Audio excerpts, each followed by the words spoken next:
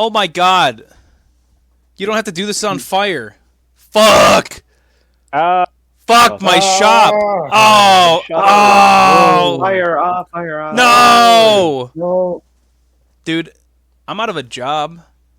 I'm out of a frickin' job here. There's no more reviews. We're done. So please donate. So You now we don't have to do this. now we have to do frickin' movie reviews. There's no more wrestling. What's on the docket now? What's the sponsor of the last Clerks 2? Clerks 2, I think. Did we talk about Kevin Smith? I don't want to talk about Kevin Smith. I don't want to talk about You want to talk about Kevin Do Smith. not talk about Kevin ask Smith. about the favors his wife does for him. It's true. Please. I think we'll make that reference 45 times during this review, but I'm going to hold myself. Not going to say it. I'm not going to say it. You're a good Christian boy like Dante Hicks. Yes. So we got to go back. We can't just start off at Clerks 2, right? We just got to review Clerks 1 a little bit. Maybe just talk about it real quick. So Clerks 1, what happened in that movie? They just kind of, going to work, doing their business, having a couple conversations. It's very 90s. It's like you just lived the life of Dante Hicks and Randall. Very, very, very well shot for its time. Independently made. I think it was like $27,000. I mean, even for That its is- time, that is- Clerks isn't. I feel like you're underselling it a little bit. I'm underselling. Honestly, and I don't think you're not in a way of disrespect, but Clerks 1 is a great. It's a masterpiece. Movie. It is a great effing movie. Watch that. It's It's like shot in surprisingly black and white fantastic. because it just is like a defining like trait of the movie. It's just shot in black and white. The characters are hilarious and like plain, but not in the way that they're boring. They're just very like matter of fact. They're very. It's just like absurd. They're making absurdity out of like the mundane, which I think I like a lot about the movie. It's just really cool. It's really cool to see it. he wasn't even supposed to be there. It I'm really gonna- wasn't supposed to. Jay, what do you have to I say? got a quick 2-minute history lesson for those at home who don't fucking know Jay, who tell me Kevin about it. Smith is, past him crying about Justice League and all Every the time I other throw it ridiculous up. stuff he's done his entire life. Yep. So Kevin Smith around this point, he's in his 20s. He's learned that he wants to be a filmmaker. He's seen Slacker in the childhood theater that he went to Confused. all the time as a teenager. He doesn't like the way how the school. I don't know what school it was exactly. I know it's in Canada. And he decides that he's going to make his own movie and he's going to make it by himself and he's going to prove that he can do all this. So he amasses a debt of $27,000 through all the credit cards he could get at the time. Gets with his buddy Scott Mosier that he meets in school, and goes back home to New Jersey to make this movie with his friends, his actual friends, written off of real events that have happened to him, or at least to an exaggerated degree, in the same store that he ended up working at the same time. The movie was shot in black and white mainly because the store looked like shit from the lighting. And the DP that they had, Brian Johnson, it's like, we're shooting this movie in black and white or else it's just going to look like ass.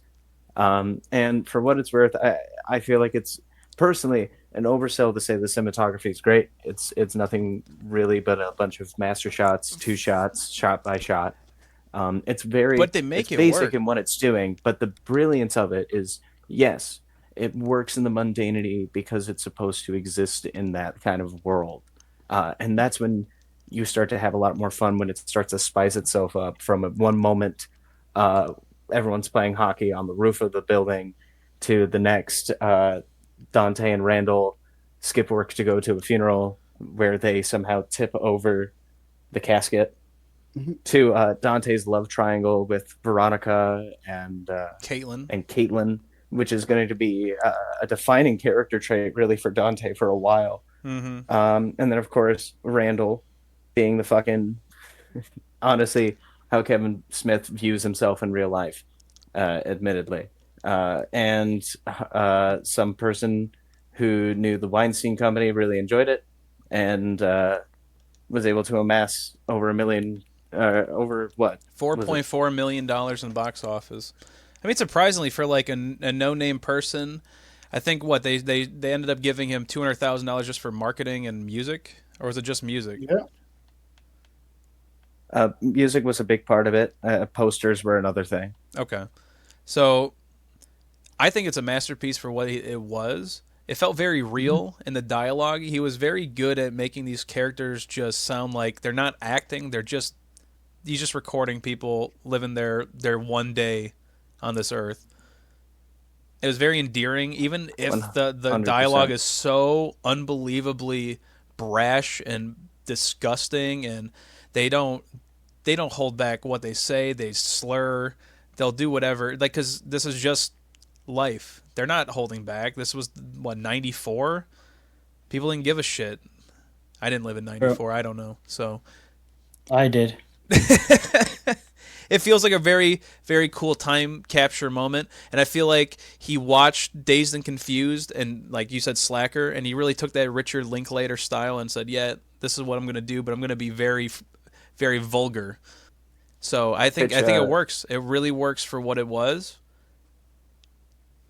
The problem is Kevin Smith can't keep riding that wave, as you will hear me get more and more angry throughout this video. Well, we had the success of Clerks, and if anyone takes anything away from the this episode today, is just go see like Clerks in whatever way that you can. Out of any of the movies that will be talked Yes, about in this brief stint, this should go be see Clerks. this should be a criterion. This should be like on it. And you know what? They did recognize it in the Library of Congress in 29 was it 2019?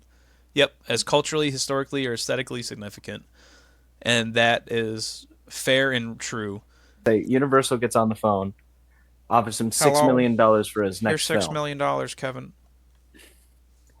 and the only experience that this man has is a couple of classes in Canadian film school and Clerks. And now we have given him $6 million. What could go wrong? And we get to Mallrats, which is probably The worst one one of, of the bunch. Actually, the and, best. and Peep, sadly, one of his most well-known pieces of work that he's done. you know what? I will wait. I want to hear everyone else because everyone here did see Mallrats. Everyone here saw Clerks. I think I Mhm. watched Chasing Amy by myself, so we can't do like a team up review because I don't think Joe's seen it. I don't really care about the rest of the movies. I'll be honest. What? Well, then there you go. I'll keep it a buck. Well, there you go. Well, Mallrats, give me your unbiased opinion. May I go first? Yeah. So, in my opinion, Mallrats is that movie that if you watch as like a teenager or like a kid, you'll love it because I think it really does a good job representing that more kiddish, punkish style of that time. Like you got these people who are seen as bums, it's the Mallrats, hanging around, having all this dialogue, but for the most part, like at the same time, I'd say more teenagers because I don't think kids can follow it that well. But they say a bunch of terrible things and it makes them laugh.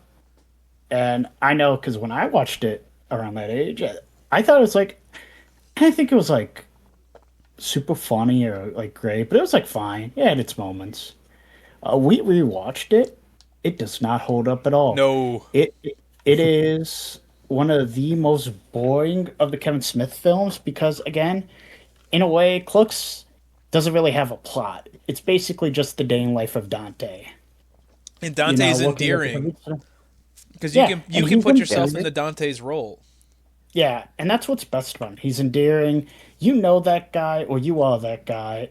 And I think throughout most of this, you pretty much are that guy. Yeah, he makes some mistakes. He does some terrible things, but in a very human, he's trying his best, but, he just can't make it work kind of way. So, Mallrats just follows two utterly despicable people. Brody is probably one of his worst characters by far. Oh, absolutely.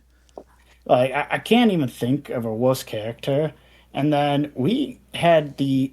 I'm gonna say this right now. If you're gonna watch it, do not watch the extended scene at the beginning. True. Yeah. Do not.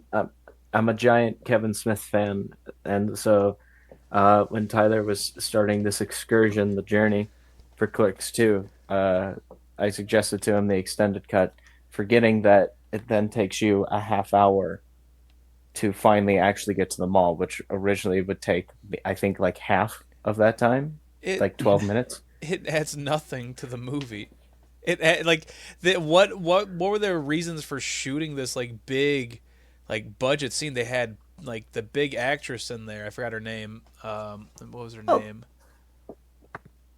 Elizabeth it was, Ashley as Governor Dalton. Like she's not a character in the movie. They don't bring her up until like one scene near the end. Like whatever happened to that? Like he just like shows up at his door and goes, "Yeah, this sucks. This is my day. This happened." It's like what?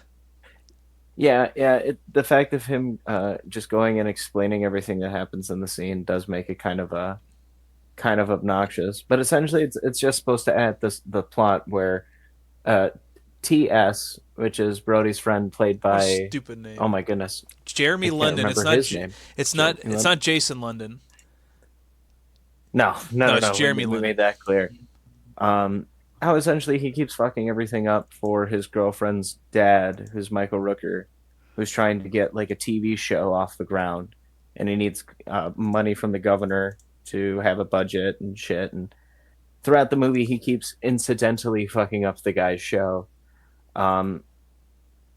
which just adds more to the hijinks of what Mallrats kind of is, because it's with all that kind of money, it allows Kevin Smith to both just do Clerks again and just a bigger set, but allows him to be so goofy, which is going to become kind of a huge pillar from this point onward, where things are just going to get off the walls insane. It just baffles me that he had $6 million budget. I don't know where the fuck it went. What was so spectacular for a $6 million budget? They filmed in like two locations. Well, they got them all. That's literally it. There was like, okay, so I don't know if it was the version we watched, but Jay's like, yeah, there's music in this movie. I haven't heard a fucking damn song at all in this film. I think the mixing of what we watched was messed up because I couldn't hear is any a ton of music in Mallrats, Yeah, there is a as shown by the credits. I know, but it was just like, where did all the budget go? And I'm like, oh, it's just a joke. It's just the same music over and over again. Kevin Smith ran out of budget within the first 5 minutes. Ah, shit. So, yeah, it was as much as I agree with Nico, it's just like, yeah, like, as a kid, you watch it, it might be, like, a little more enjoyable, because in comparison to the first one, they're acting childish, but to a point. This one, there's no redeeming qualities about the main characters. They're just childish. Literally, the girlfriend breaks up with a guy because he won't stop playing video games, and he's like, babe, I'm just trying to read my comic books, and, like, I'm supposed to like agree with that he's just a scumbag to his girlfriend. Yeah. Okay, cool. How does he win her back? Oh, let's get into Kevin Smith moment of the night, where Kevin Smith wrote in his plot point that there's a 15-year-old girl. She's in other movies, by the way. Trisha Jones. That's the name of the character, not the actress. And she wants to write a book. She actually got the book rights and is co-opted by her parents. And did they say the police?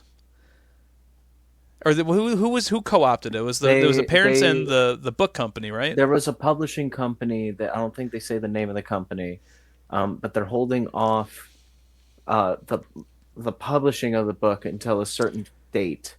When she turns 18. Of legal. When she turns 18, yes.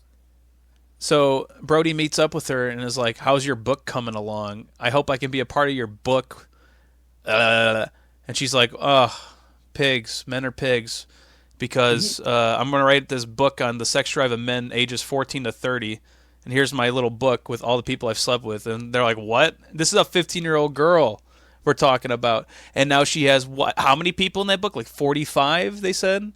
And Brody's like, "Oh my God, 45? Wow." No, that was TS. Oh, TS. Oh, I apologize. Brody is according to, I can't remember her name. I'm a fan of these movies. I don't remember any of the characters' names. There's just so many fucking, especially in Mallrats, there's so many fucking characters. But he's butthurt because he wasn't chosen for like 23, the 23-year-old, because it's supposed to be at least one dude per age. Oh, But incidentally, she slept with Ben Affleck's character, who Ben Affleck's character. oh yeah, yeah. Runs like a clothing department in the mall, and is trying to sleep with Jason Lee, who plays Brody, his now ex-girlfriend, played by Shannon Doherty, which will be like Degrassi and 90210 will be also a consistent thing for the rest of Kevin Smith's career, whether mentioning it or having people who have been in it or finding a way to write himself into them. Yeah, and then there's one scene where Ben Affleck's character wants to sexually assault her because he can do that because he's that good.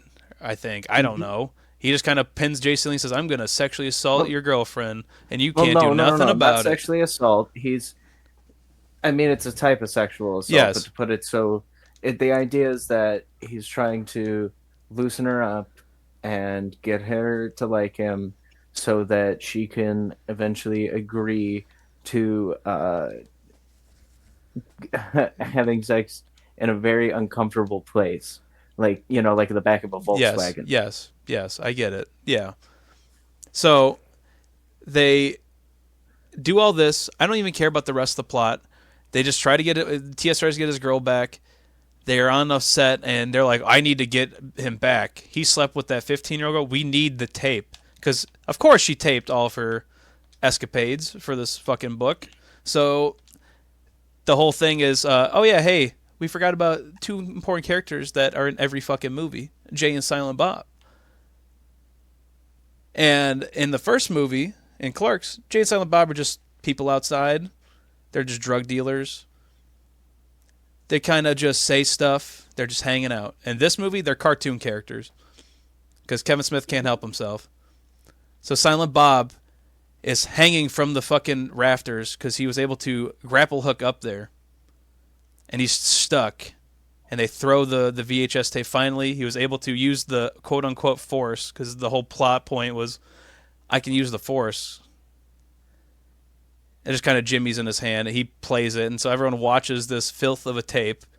And the cops go, because the cops got called because they weren't supposed to be there in the beginning, or in the first place, anyway. And now the cops arrest Ben Affleck's character because he is a child predator.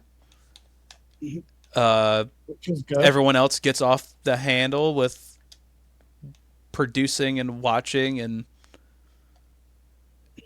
I think Silent Bob should be in jail for playing that to a group of people. I think, didn't that play on the airwaves? Didn't that go on air? It was just the test with the audience that was there. There's no like Okay. cameras or anything. Yeah, so Kevin Smith like, would get in trouble, or Silent Bob would get in trouble for that too. Can't be doing that. So the stage is for like Michael Rooker's show. He's trying it out at a mall, and it's just like a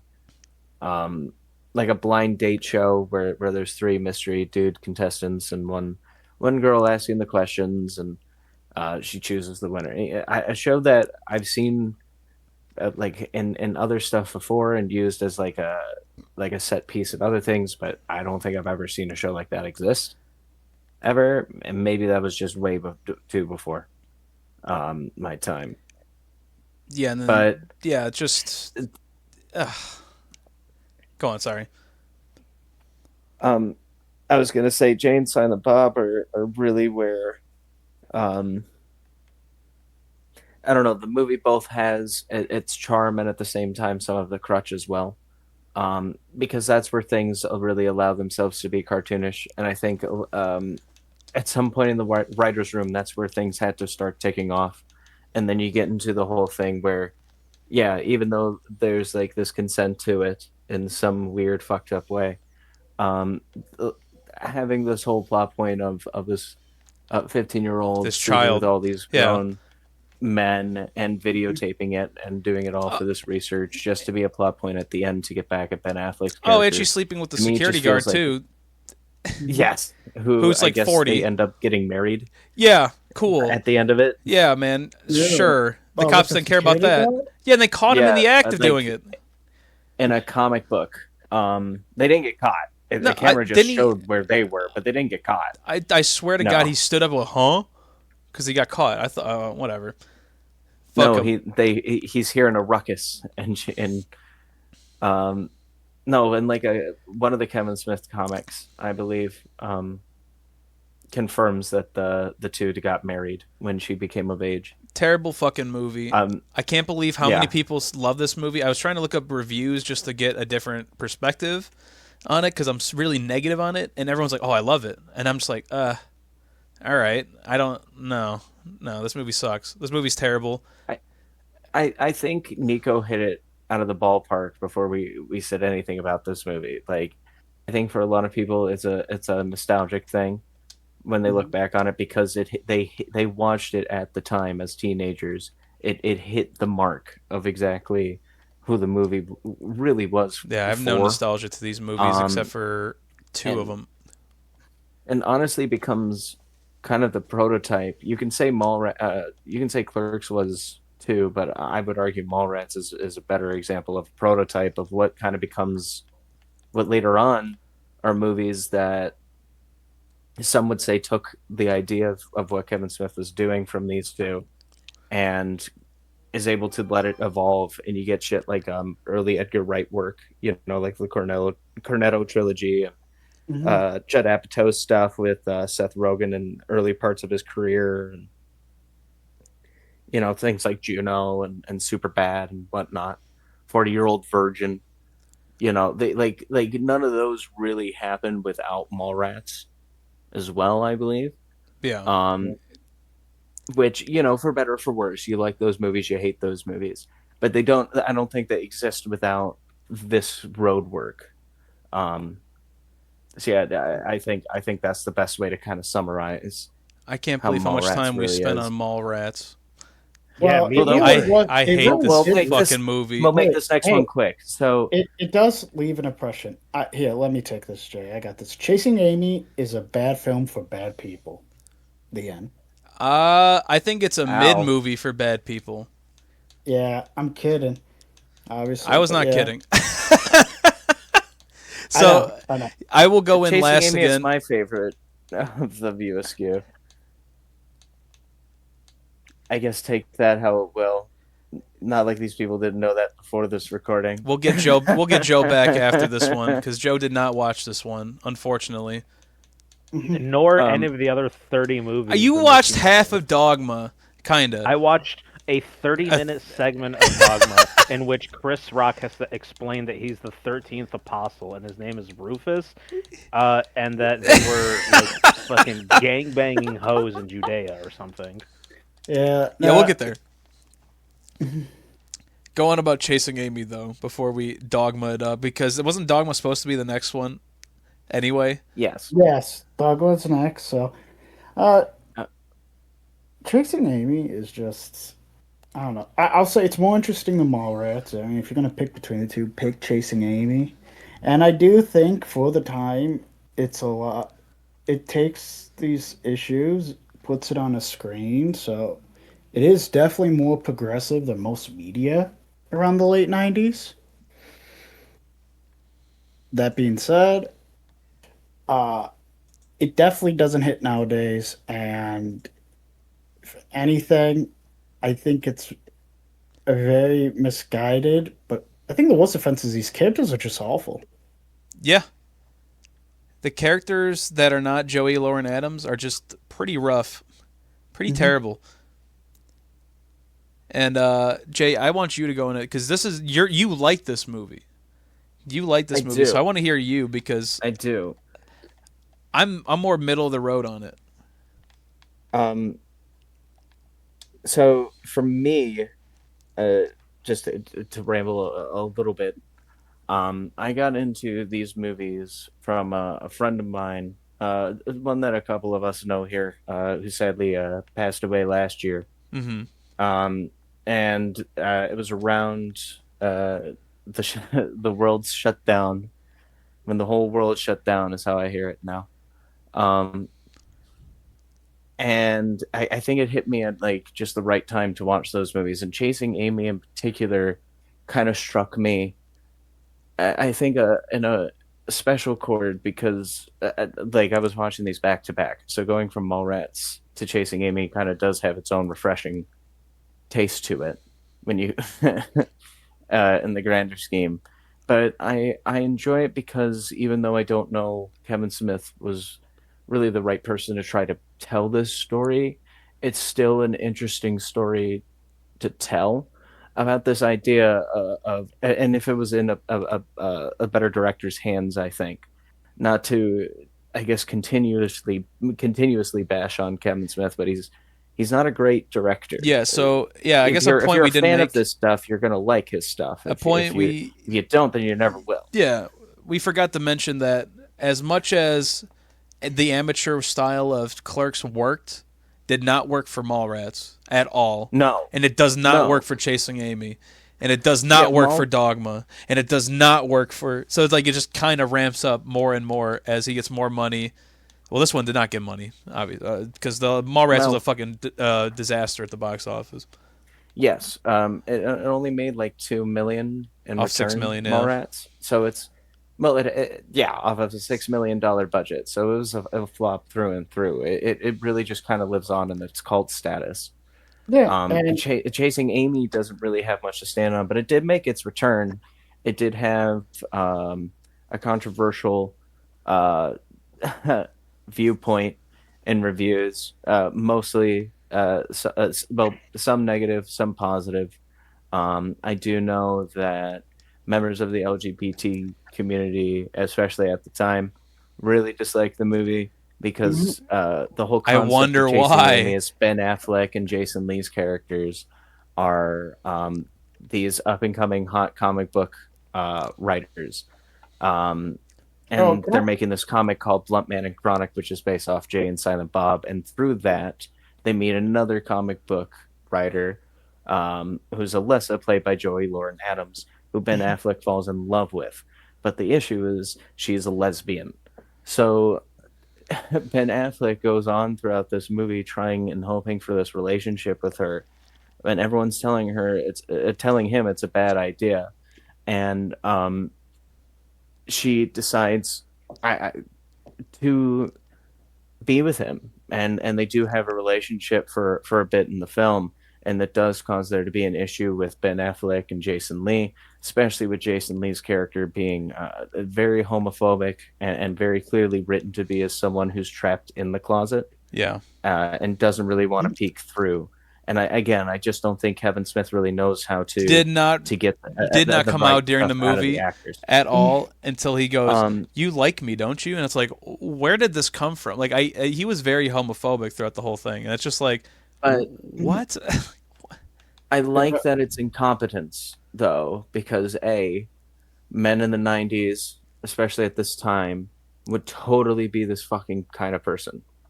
To have this idea of being the right fit for the lesbian defined. Yeah. And a couple occasions in the movie, she gets called finger cuffs, and this is what makes all the Askew movies come together. All these characters once were at a party together, where it got crazy near the end, and people started fucking on like the pool table and going into rooms and fucking and cheating on each other. That's what. Yeah, we happens with promise. This is a Dante and Clerks. Caitlin. This is a Clerks 2 review. We Caitlin- promise. Yeah. I'm trying to get it there. And it's revealed that she had slept with these two guys before At the and same this time. breaks Ben Affleck, Oh. and this breaks Ben Affleck because he thinks he's the first, and everyone and just like grow the fuck up. And this is why I True. like the movie, because she has this whole talk of like growing up and trying to figure out who she is and what she likes. And it's essentially, if you really boil it down and analyze this whole idea of it like how I take it, and I guess why I enjoy it, is this whole concept of there's no fucking point of people giving me shit for who I was, who I am now, what I like, what I don't like, if I'm going to be with someone, if I'm not going to be with someone. I'm fucking me. And if you can't take me, then what's the fucking point? And I think that's the takeaway from the film that doesn't get the focus that it needs. Hmm. Because then Ben Affleck, at a crucial Ruins point of the it. film, Ruins everything. You gets know. gets Oh to my talk with God. Jay and Silent Bob. Oh Who are wait. Oh Blunt my Man and bad. My Cry. bad. My bad. He didn't ruin everything yet. And uh, it essentially boils down to a monologue that Kevin Smith, the Silent Bob, has about this Because girl of named course Amy he's that the most he was in important love part of the with. movie. And he had his own pieces of jealousy and had this fight with her and lost her. And he spends the rest of his days since chasing Amy.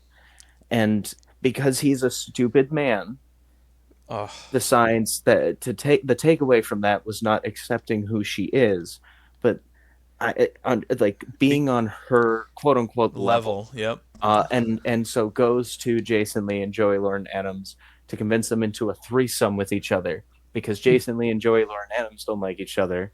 Him and Ben You Affleck obviously are having like me. issues. You And obviously Joey Lauren like me, Adams Jason and Ben Lee. Affleck obviously have their fucking problems right now. And if they went along with it, I think it would be fucking crazy to begin with, but it would be such a fucking Kevin Smith thing to do. And Joey Lauren Adams fucking tells him he's fucking stupid. And she walks away. And Jason Lee walks away. And they move on with their lives. And at the end of the film, they have this moment at a comic book signing where all the characters are there, but not there with each other. And they all just have these passing glances. And Joey Lauren Adams and Ben Affleck have this quick, touching moment. And that's the story. And that's chasing Amy. And I think when you look at it through that kind of lens and understanding it as a story of exploring sexuality surrounded by by a society and a people and a culture that are so isolated into what it is meant to be and what the X and O is, whether it is a man or a woman, or if you're gay, you're gay. But the whole thing is that the fact that Kevin Smith doesn't really, it seems at this point, understand what a bisexual is and can't get into that discussion about it, I think also kind of hurts the writing. The fact that it's him directing it, I think, hurts the direction of the film and kind of hurts the message that can come out of it. Which is crazy because he and wrote this I movie because his brother's gay. Yeah, and I think he Right. absolutely was trying, and he even said in interviews he was trying to show the fluidity of it, which is something you don't hear about in the 90s ever. Like, I've never heard anybody talk about fluidity until about the mid 2010s. So, in Right? some So, ways, like, he's trying, but at the end of the day, I don't think he has the understanding to write these characters. And I think he just, I mean, Kevin Smith, I would say, is a very comfortable writer. With any of these movies, he's not really stepping out of his wheelhouse in writing. You know, I mean, for the love of God, this is a second movie where Jason Lee plays a comic book geek. And let me tell you, both this and Mallrats, like, if I didn't know anything about comics, I would think comic geeks are like some of the worst, scummiest people ever, because, like, they are always represented so badly in these movies. Yet, I mean, we know Kevin Smith loves them. So, like, I really think it's his inexperience in writing and with a hot, big issue that he doesn't personally understand and he can only kind of reflect from. Again, I think his heart's in the right place. I just don't think he has the clear understanding to do a script like this. And he probably, I don't know if he did go to anybody who was in the LGBT community to help him write this, but he probably should have talked to some more people to get a better scope. See, here's the problem, I though. agree. He has some scenes in this movie where he does have this understanding, and it's very irritating that the whole penultimate scene ruined the whole movie for me. So we got two characters in this movie that are incredible. Joey Lauren-Adams, as she is fantastic in the movie, even though she can get to the register of my ears hurt when she screams, and she does scream a lot in this movie. But you could feel that emotion because she's trying to explain that she is a lesbian woman. What is wrong with you? Why are you trying to push yourself onto me? Stop that. Why do you think I'm straight? Because I had sex with men? That doesn't mean anything. And then again, you're like, okay, you have Kevin Smith writing that and going, okay, but then he ruins it later. And then you got Dwight Ewell as Hooper, or is it Hooper? That's correct. King Yes. Mustafa Obafemi is what he That's- prefers to go by. That's his fake character that he made, though. It's Hooper. Hooper's like he has this character. No. He is a very loud and proud gay man, but when he's on stage, he plays that character that you brought up as a white hating man who talks about like how Star Wars is racist and all that, and he'll go up on the stage and do all that stuff. And he's like, I got the white hating C word. I'm not gonna say that. That's a comic book that he wrote. And even later in the movie, the kid's like, you wrote this book? He goes, keep it up, kid. You see that man over there? Terrible, disgusting person. He's like, thanks, man. And it's Ben Affleck. So, yes. So the audience is like, you're right. Yep. And Hooper's Which just is true. fantastic because like he does not. He's always just telling him like, dude, she's gay. What are you talking about? Like he's trying to level with Ben Affleck, but Ben Affleck's character is just so self-righteous, and he thinks that he's right, narcissistic. And the dialogue in this movie at some points are so like good that it's like wow, because the homophobic character Jason Lee is talking to Joey Lauren-Adams, and they're having the most raw and real conversation about these are the times I had sex with women, and these are my scars. And it's felt like Banky, that's his name, Banky in the movie, was finally understanding that she's just like us. She's just like one of us. She's not just a weird person, because his thoughts on gay people are explained later in the movie, how he views lesbian women. So like you feel like they have this connection, but then they don't anymore because then he gets jealous, and so he just reverts back to the same character. And especially so, then eventually he gets to a point where he's like, finds out that she did all that stuff with the guys. He tells Ben Affleck, and he brings up this diagram of here is Jesus Christ, Santa Claus, and a beautiful big-breasted woman that is a lesbian and likes men, and then this men-hating D word, lesbian D word. Which one is real? Here's the trick question. It's just the one at the bottom.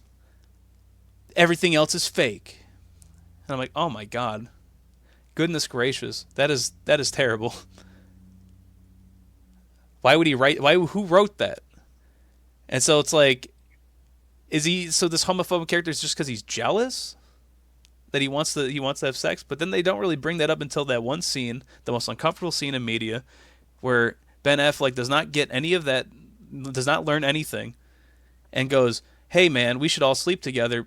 Banky, you're gay and you want to have sex with me. And he looks so uncomfortable, but he doesn't want to lose his friend, so he says yes in the most like, I'm scared. And it broke fucking Alyssa's heart by bringing it up to her, like, you got to do this. You have to do this. We have to have all sex. And she's like, no. What happened to you? And that took me out of the movie. I'm like, they built up this whole thing about this guy being like actually cool with it, understanding.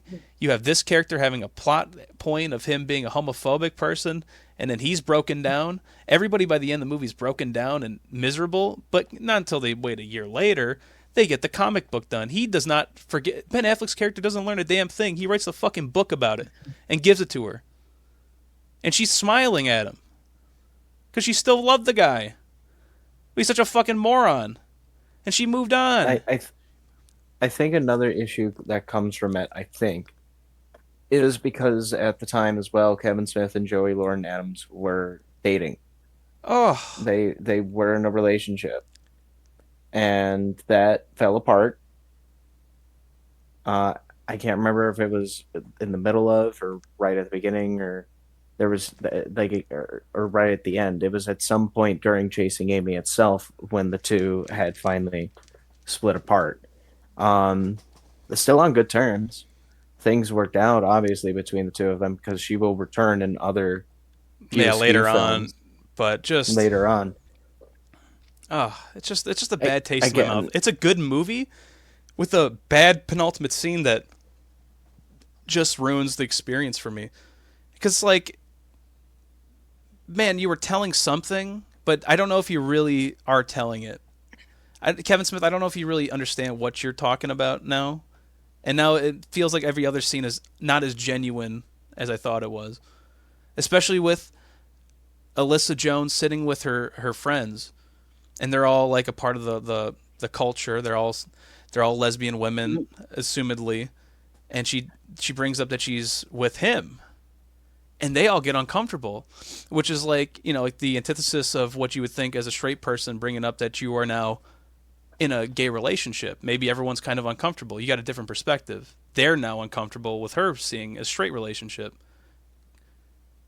And it's like, but they don't ever touch on that, which was a unique perspective, I thought. But again, Kevin Smith can't figure out how to tell something.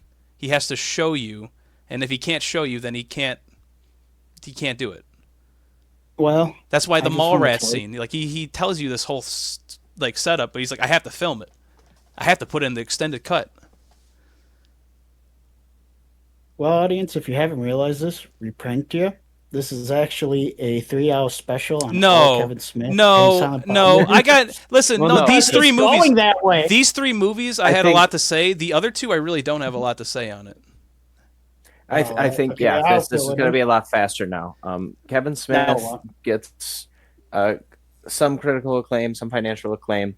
He is entrusted with Dogma. more money. I Oh, think the most money he will has or ever received on a film. Dogma finally making its release, and it's a film discussing Kevin Smith's thoughts on religion, bringing in more friends from the gang, and it stuff was that he's unbelievably fans of, more preachy. Degrassi shit. yeah. Um, Oh, 100%. You would think. if you're a No, fan of Dogma, oh, I was sorry. gonna say, if you would think that this movie would take a stance on the beginning scene of the movie, where it seems like Catholicism is now going to be more capitalism with Buddy Christ and more mainstream, you're wrong. They don't. That's not a Mhm. plot point. There's two angels trying to get back into heaven that were cast down because they're actually pretty shit angels, and they just kill Yeah. people, and they make everything righteous. They try to get into heaven to break the world, and Jay and Silent Bob are the prophets, and this other girl that apparently is the great granddaughter, great granddaughter of Jesus Christ, Not needs to granddaughter, stop. new great niece. Great niece, I apologize, that needs to save it because she had a rough life or something like that. And you have all this like religious iconography, all these angels coming down. As Joe said, Rufus, the 13th apostle. Jesus was black. Sure, like And it's I, just I think, And there's honestly, you you know know, what? There's probably more merit to Jesus being black than yeah. Rufus being the 13th apostle if we're keeping it a buck. Shout out MENA, hashtag United States of Africa, Gaddafi. We're still thinking for you, brother. yeah. Anyways, fucking Gaddafi. Anyways, like, let me tell you, I think Chris Rock could actually have done really great in a Kevin Smith movie, but this was not the movie to throw Chris No. Rock in. Like, it kind of makes me upset because I do think he could actually add something or hold his weight in a Kevin Smith film, and it would have been really cool to have him in. But Dogma was not it because the whole movie, I mean, it says that everybody's preachy. The rules about the dogma clause or the dogma loophole doesn't make sense in Catholicism, even. I mean, it's just a really preachy movie that there's really no gags. It's not really funny. I mean, even like the closest they try to get is like that boardroom scene, and that was one of the most boring, ham-fisted things I've watched. Uncomfortable, just because like Uncom- yeah, you're just talking about everyone being like skis ball slime balls, and he just kills them all because they were idolizing the golden cow. and then and then is like he makes it clear though. It's one. It's like, oh no, she's good. And then I mean, I Uh, get it's supposed to be a joke, but then he's like, "Oh, you didn't say bless you after I said," and he was going to kill her, and it's like, I get the joke, but it doesn't work when you have these ham-fisted like scenes and the way they're shot, and just the way Kevin Smith dialogue goes.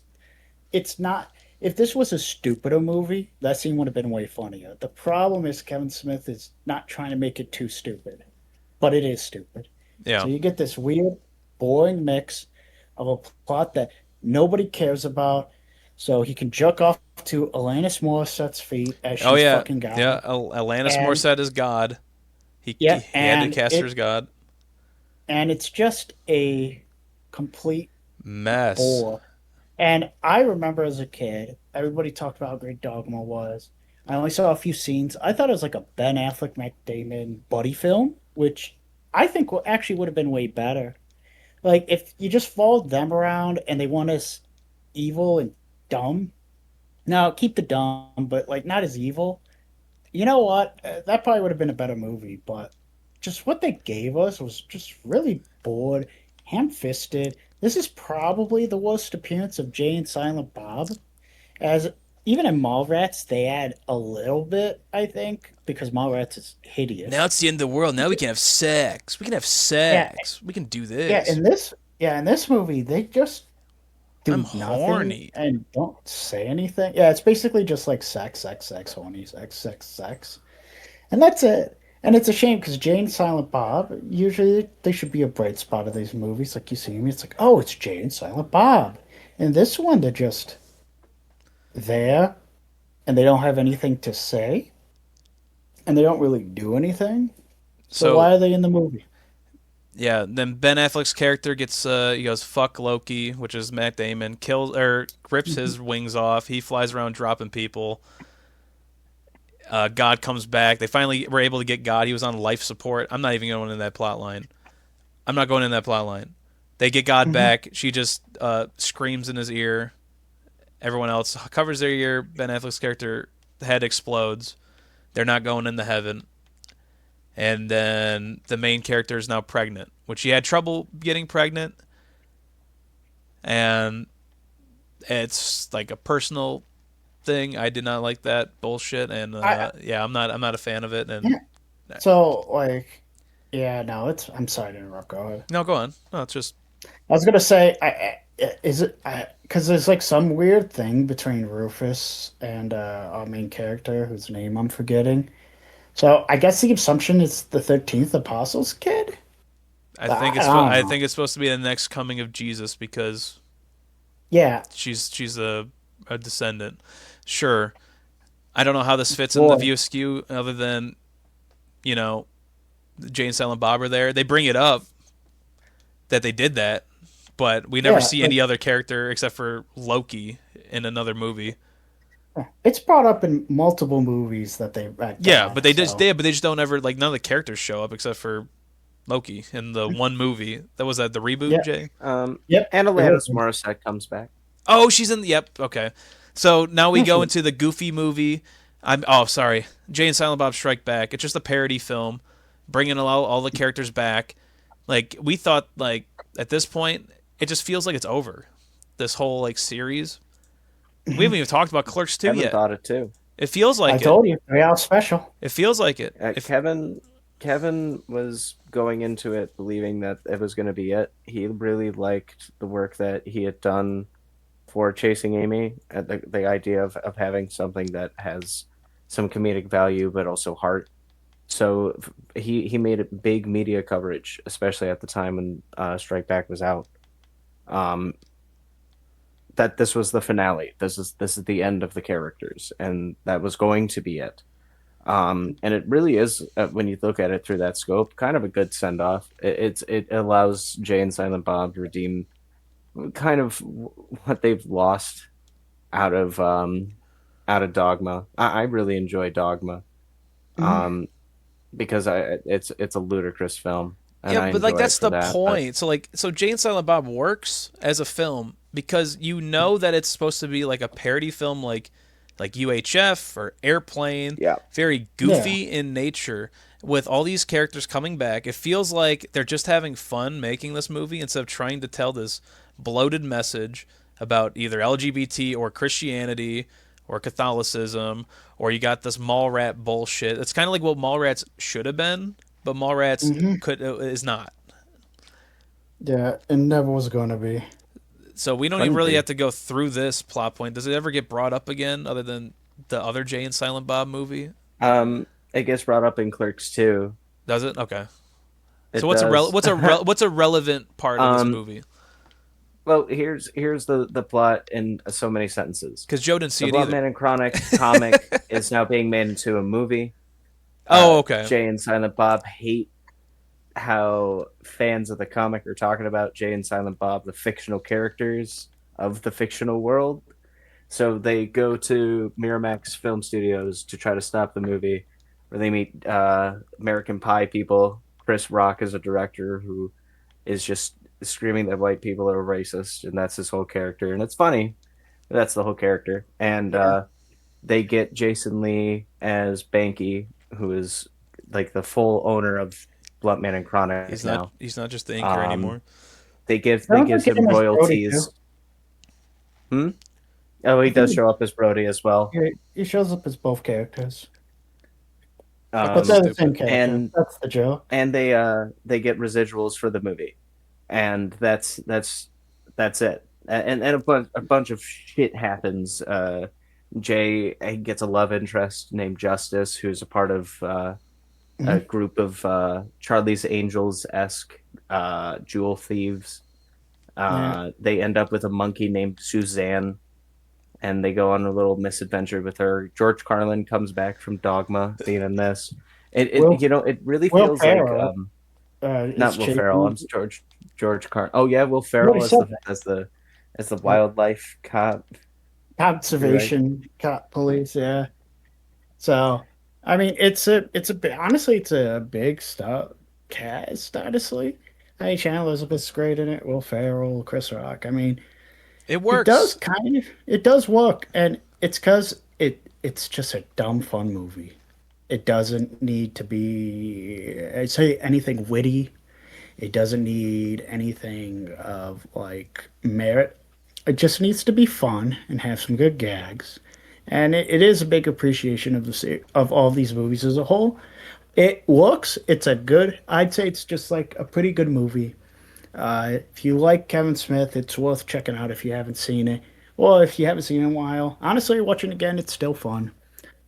Just you're not going to find anything that's going to blow your mind or make you like rethink or recontextualize everything about these movies. But it never needed to be. It was a good way to finish it off. Yeah, everybody goes to see the movie. They all kind of just have a good time with it. All these old characters show up. Everyone from the View Askewniverse is there essentially, and now God closes the book on the View Askewniverse, so that should be the end, right? But wait, we forgot because there's all this other stuff. Clerks the animated series. We're gonna go quick on that. It Awesome. was good, very good show. You should just watch it. It's incredible for the 6 episodes that they had. I think Joe watched 2. So Joe, hey, you're still here. I hear you. What'd you think about the Didn't first 2 see a episodes? lick of them. I thought you Nope, watched 2. Didn't see them at all. Nope, wasn't here for that. We'll get I you did. in, pal. We'll tag you in a sec. It was a good show. Shouldn't have been on Disney. Only lasted 2 episodes, and then Comedy Central aired the rest. Try to find it if you can.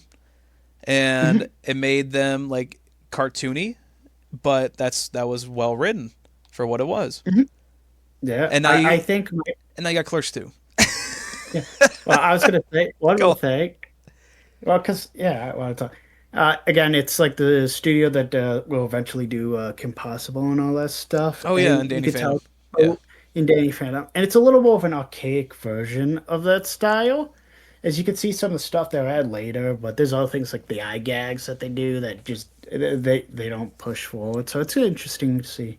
And I think if you had us do one notable thing, my favorite episode is the second one, where Oh, the all they recap. do, Yes. yeah, the recap episode is what probably the best recap episode in all of television, and it has probably the best gags mocking recap episode. So, or if anything, watch the first two episodes. You're gonna, I think, just for that, it's worth it. Absolutely. Absolutely. I agree. And then Kevin Smith failed again trying to make something unique and different with Jersey Girl, and now you got Clerks 2. Jersey Girl's not a part of this. We're not talking about it. Well, why aren't we talking about Jersey Well, Girl? I didn't see it. Jersey Girl is important mainly because um, when the film failed, Mhm. it kind of started making Kevin want to start working on a smaller budget movie again. He's been given all these bigger Hollywood-esque. I mean, they're low budget for Hollywood, but it's Hollywood's money being put into these projects. He wants to do something smaller. Scott Mosier, that guy from Canada that he knows, is his producer up to this point, and he is debating kind of walking away because this is all he's really done is all these movies with Kevin, and Jersey Girl was a whirlwind. Dogma had its own whirlwind we didn't really talk about with the protests and the death threats and everything, but the two of them went through a lot together. And there's two different accounts of how the beginning of this film really came to be. One from the documentary that Kevin and Scott had produced while making Clerks 2, documenting the process, as well as Kevin Smith's Secret Stash, which is a book that he had written about making the movies. He accounts in the book that he wanted to do less than $1 million on the movie.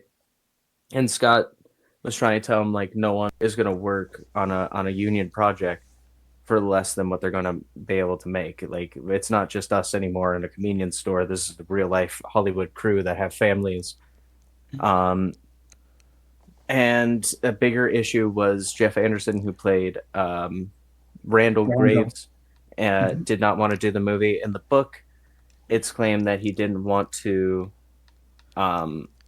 destroy the Fabergé egg that is Clerks. In the documentary, he claims that he hated the notoriety that came with it.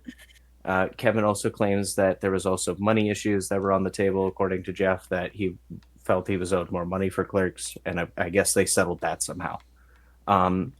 What they don't bring up in the documentary is that Kevin gave up all the money he was going to make on the film. So Randall was Jeff Anderson was making nearly $500,000 on top of the royalties that were agreed for him and the original cast and everything. So, like, the only people who really made money off of the movie wasn't really much of the producers of the studio, but the actors. And I say that not really knowing the exact numbers, just off the belief that this movie was purely just made out of the passion of the game.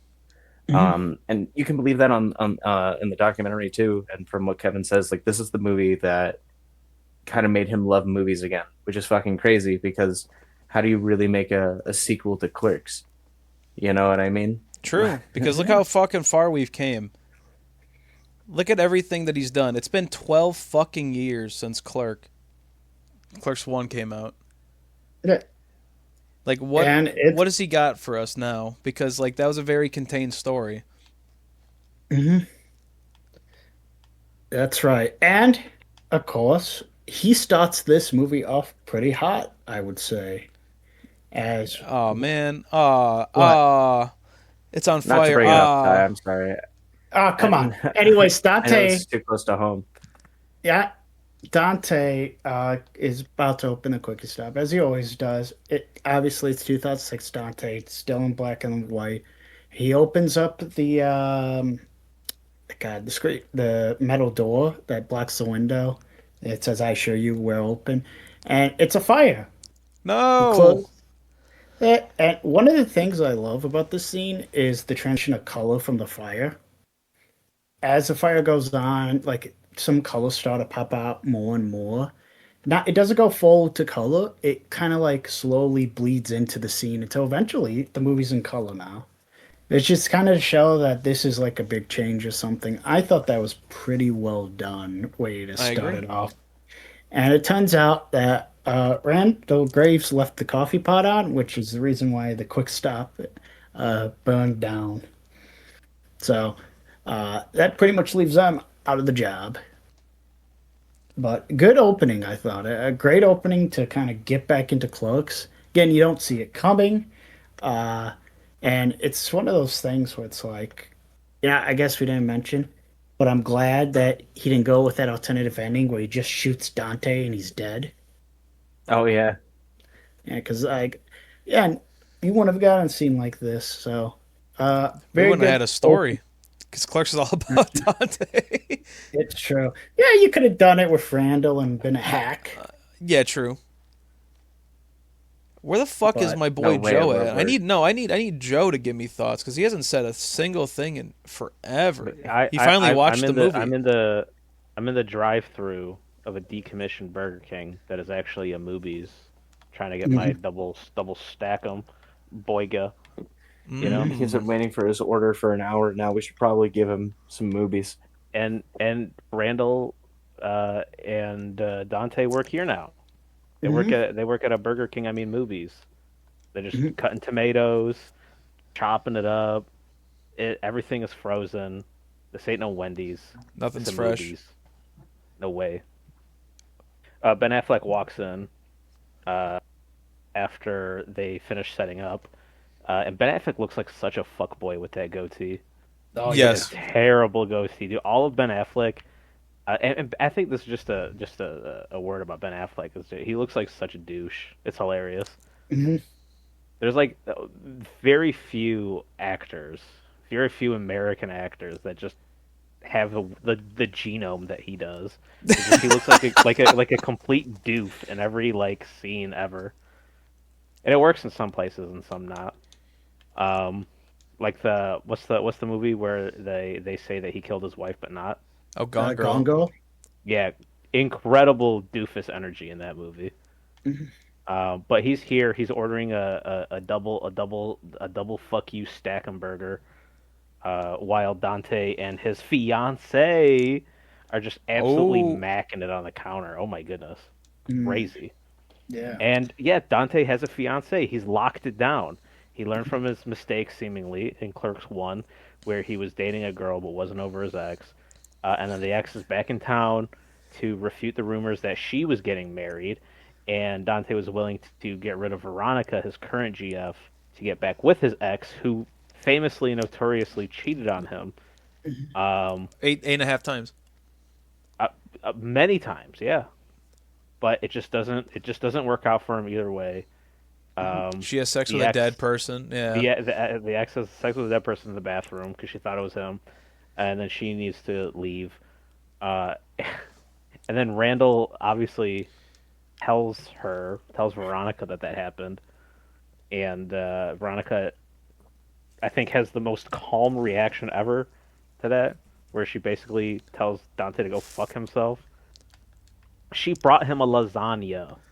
Crazy. Bullshit. Unbelievable. Unbelievable. But Dante locked it down. He people can grow, people can learn. He's got a fiance. Yeah, Emma. He's moving to Florida. Emma's father is an affluent, well-off man who owns a car wash that Dante is going to be managing.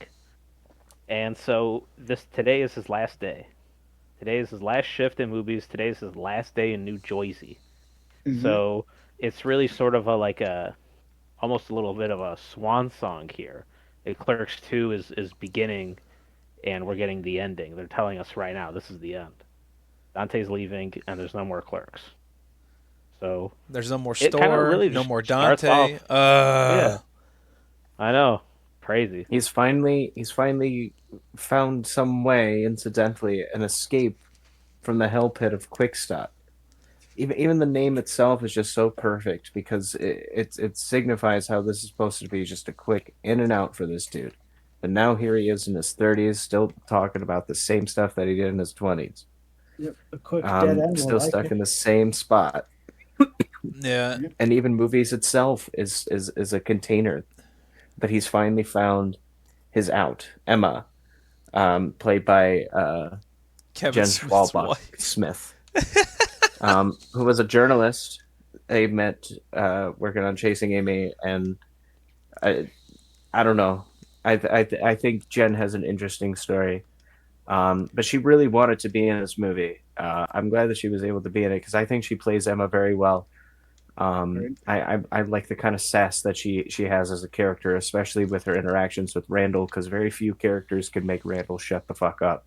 So when you can find someone who can get on his level and actually get underneath his skin, where Randall as a character is just like the ultimate rage baiter. Like he is the It's original true. Yeah. at rage baiting people. That's all he does is he finds ways to piss people off and get under their skin. When you're able to do that to him, like it's a fun dynamic. So But at the same time, oh, I was gonna say, go on. because then we get introduced to a very interesting character, the manager of the store. Her name is Becky. Oh, oh, oh, The goat. oh, hell yeah! Played by the beautiful up and coming star at this point in time, Rosario Dawson. They With had the a, bob, with the crazy bob. by the Oh, way. such a good Bob. yeah, and you were telling me, Jay, that she was pretty much a studio like want because Yes. she would sell Um, the movie because she's right in the middle of the poster. When you go to a company like Miramax, which at the time was owned by Disney, so everything at this point, up to this point, was purely Disney with Miramax. Clerks 2 is now solely the Weinstein Company. Now they're trying to sell movies based off of their name and their production value outside of Disney.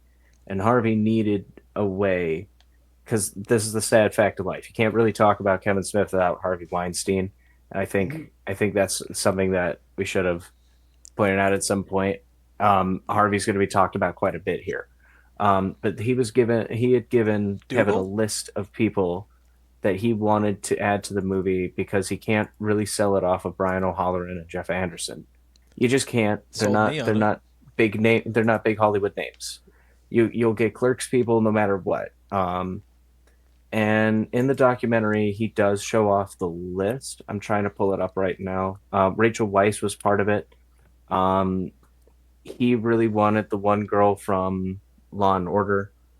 That would have been Because he crazy. really liked that show. Rosario Dawson was really at the bottom of the list. He thought that she wouldn't care for it. Anyway, especially because in the middle of the film, there's a huge contentious scene where Randall goes off about his understanding of these particular racial slurs from his grandmother, which causes there to be like it is the craziest scene in the film, and this is a movie with a donkey show. Just the kind of language that's being spoken in this like 3 minutes of time. And Scott Mosier thought that Rosario coming to the movie, she was going to want that scene completely removed. But she thought it was funny. She was into the movie because of the donkey show. She thought she was like, Oh that my was the God. funniest fucking thing. And originally she thought she was going to be having to audition for Emma that Jen plays. And at that point she was a little nervous of it being a part of the movie because she didn't like the stuff that she said about like, because a bit for Jen Schwalbach's character is that she has an oversized clit. That's the bit that keeps going around. And Rosario Dawson didn't want to say shit like that. She had no idea how to talk about that. But it ended up becoming a great match for the film because she brought a whole bunch of life to the set, which I think shows in the scenes that she's in with Brian O'Halloran, or when the duo are there.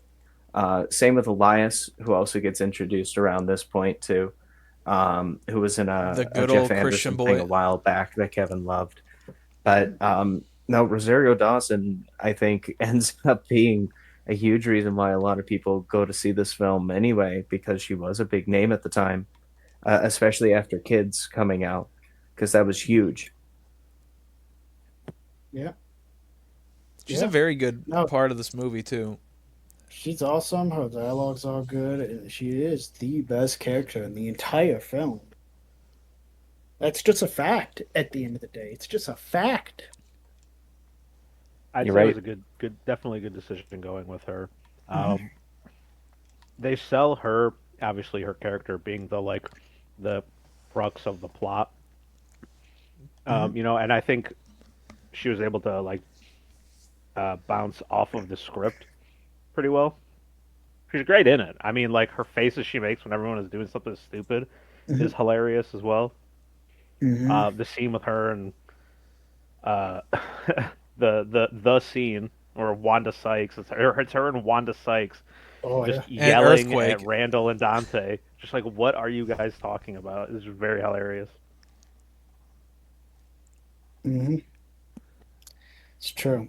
Randall comes off in this movie so unlikable that he kind of just it like teeters over into, oh man, like what was I thinking like engaging with this type of stuff in the first movie? I do not like Randall in Clerks 2. Mm. He really is just Dante's childhood side that he can't get rid of. I Like agree with that 100%. Yeah. this absolute moron of a human being that has no social idea of how to act because he's so full of himself and has to drag around Dante with him. But Dante like loves him like a brother. Yeah. So it's like I can't really get rid of him. I don't really have friends like that. And Mhm. but that's also what keeps him there always is Randall, no matter what. It's true. It's this weird thing where again Randall, especially in the first movie, Randall's this character he's just like a narcissistic asshole who can only think of himself. But at the end of Clerks One, I mean, he's the one who gives Dante the reality check at the end of the day. Uh huh. Which again, it's the diversion of like like you see like fucking like Dante's like he's like obviously the more likable, more relatable character, but it's this fucking idiot who's like, "Are you stupid? This is clearly you clearly didn't give a fuck because you did all this shit."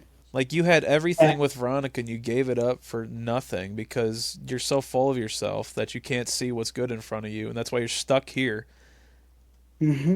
And that's kind of basically his character, even here, where Yeah. it's like he is the biggest asshole, and I will say Uh, both Clerks movie, all of the Clerks movies would be completely worse if Randall always got his comeuppance. Like he will win against most people in a verbal debate, but when you look at his life, when you look at any of the W's, if you even look at it, even in this movie, like he backs He's a down from loser. He's a he backs fucking down. yeah. Yeah, yeah, he backs down from a few characters because he knows he's lesser. He just tries to hide it in this very immature, stupid way. That says, as unlikable as he is, he does have some great scenes in these movies. I mean, in this movie, he is really funny, but you are definitely like I could see people like in Randall in the first movie, he's just kind of an asshole, but like he ain't too crazy. This movie, he goes Despicable. the extra mile. He is nutty in this one. So. It feels like he has no emotional attachment, kind of psychotic or psychopathic behavior or Mhm. sociopathic behavior because he does not Yeah. care about how Dante feels. He will just straight up tell people stuff that they shouldn't be talking. Like, because like when he told Veronica in the first one, it felt like he was trying to wake Dante up, Yeah. and also he felt bad that Veronica had to deal with this idiot that's trying to cheat on her. Mhm. And this one, we're gonna spoil a plot point, but Dante, I'm sorry, dog. You be cheating around with the manager. You be having sloppy sex on the fucking prep table. Oh my God, Dante, you having sex with Becky? Mayonnaise on the prep table. Mayonnaise in the couch. He ends up getting her pregnant. Oh no! Crazy. Right before Crazy. he's about to leave. So Randall, he's like, I gotta tell Randall, and he tells Randall, and immediately as soon as she comes out to confront them, he just goes, "Oh, I heard you're pregnant." Like, come on, dude. No, I no, think no, Jay. What is he- there's an explanation. Hold on, because I know why he does it. I know why he's such a dick this whole movie, and they do it around the beginning when they're in the car together. Yeah. And it's when Dante's like, "No, I don't fucking miss Quick Stop. Fuck that place." And I think that hurts Randall because that was the best time of his life. And I Yeah. think he's just being a pissy baby the whole day because his feelings were hurt that his best friend's ready to leave him and he doesn't even recognize the great times they had. Like, 100%. So he's just trying to still, like, he's gonna keep you there no matter what. well, I don't know if that's what he's thinking, but he's going to have a fucking temper tantrum at Yeah, least. for sure. Because he's upset. Absolutely. You know? So, like, he does all this shit. Or, like, he sets up the infamous donkey show for Dante. It's like a good which, Pretty good idea if we're gonna keep it a bug. No. No, yeah. no, Randall had his finger on the pulse here. He was I mean, cooking. He might be inconsiderate, and questionable, motives. But the donkey show is hilarious. oh, absolutely.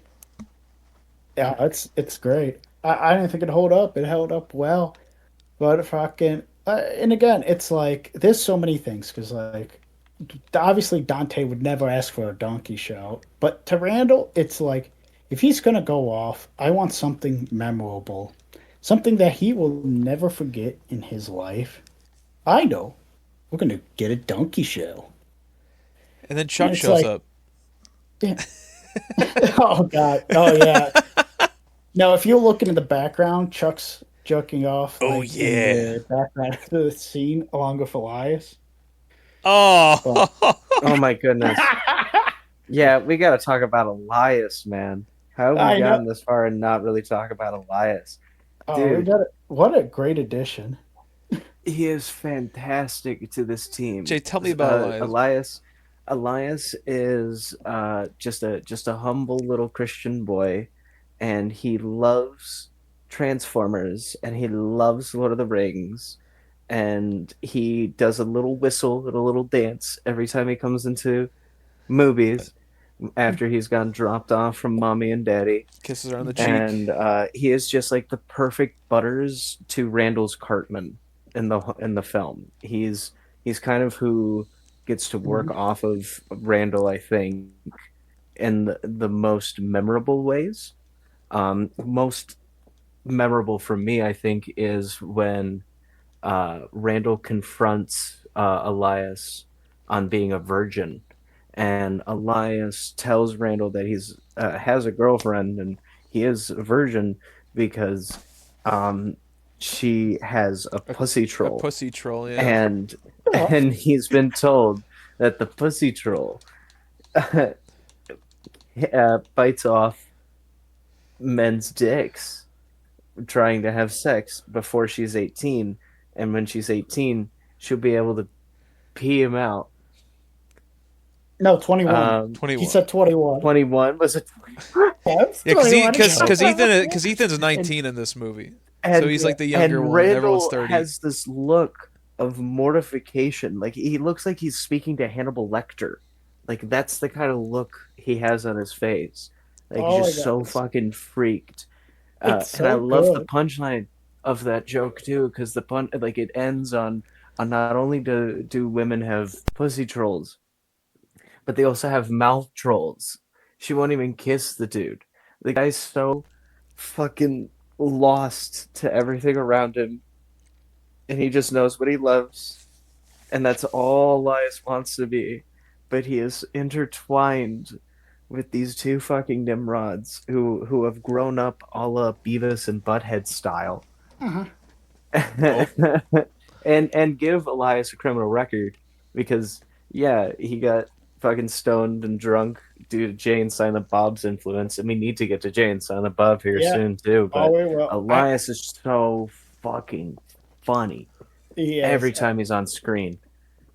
I gotta say, yeah, because I go, Jeff Anderson's face says so many things in that one scene's outside Yes. Wonderland.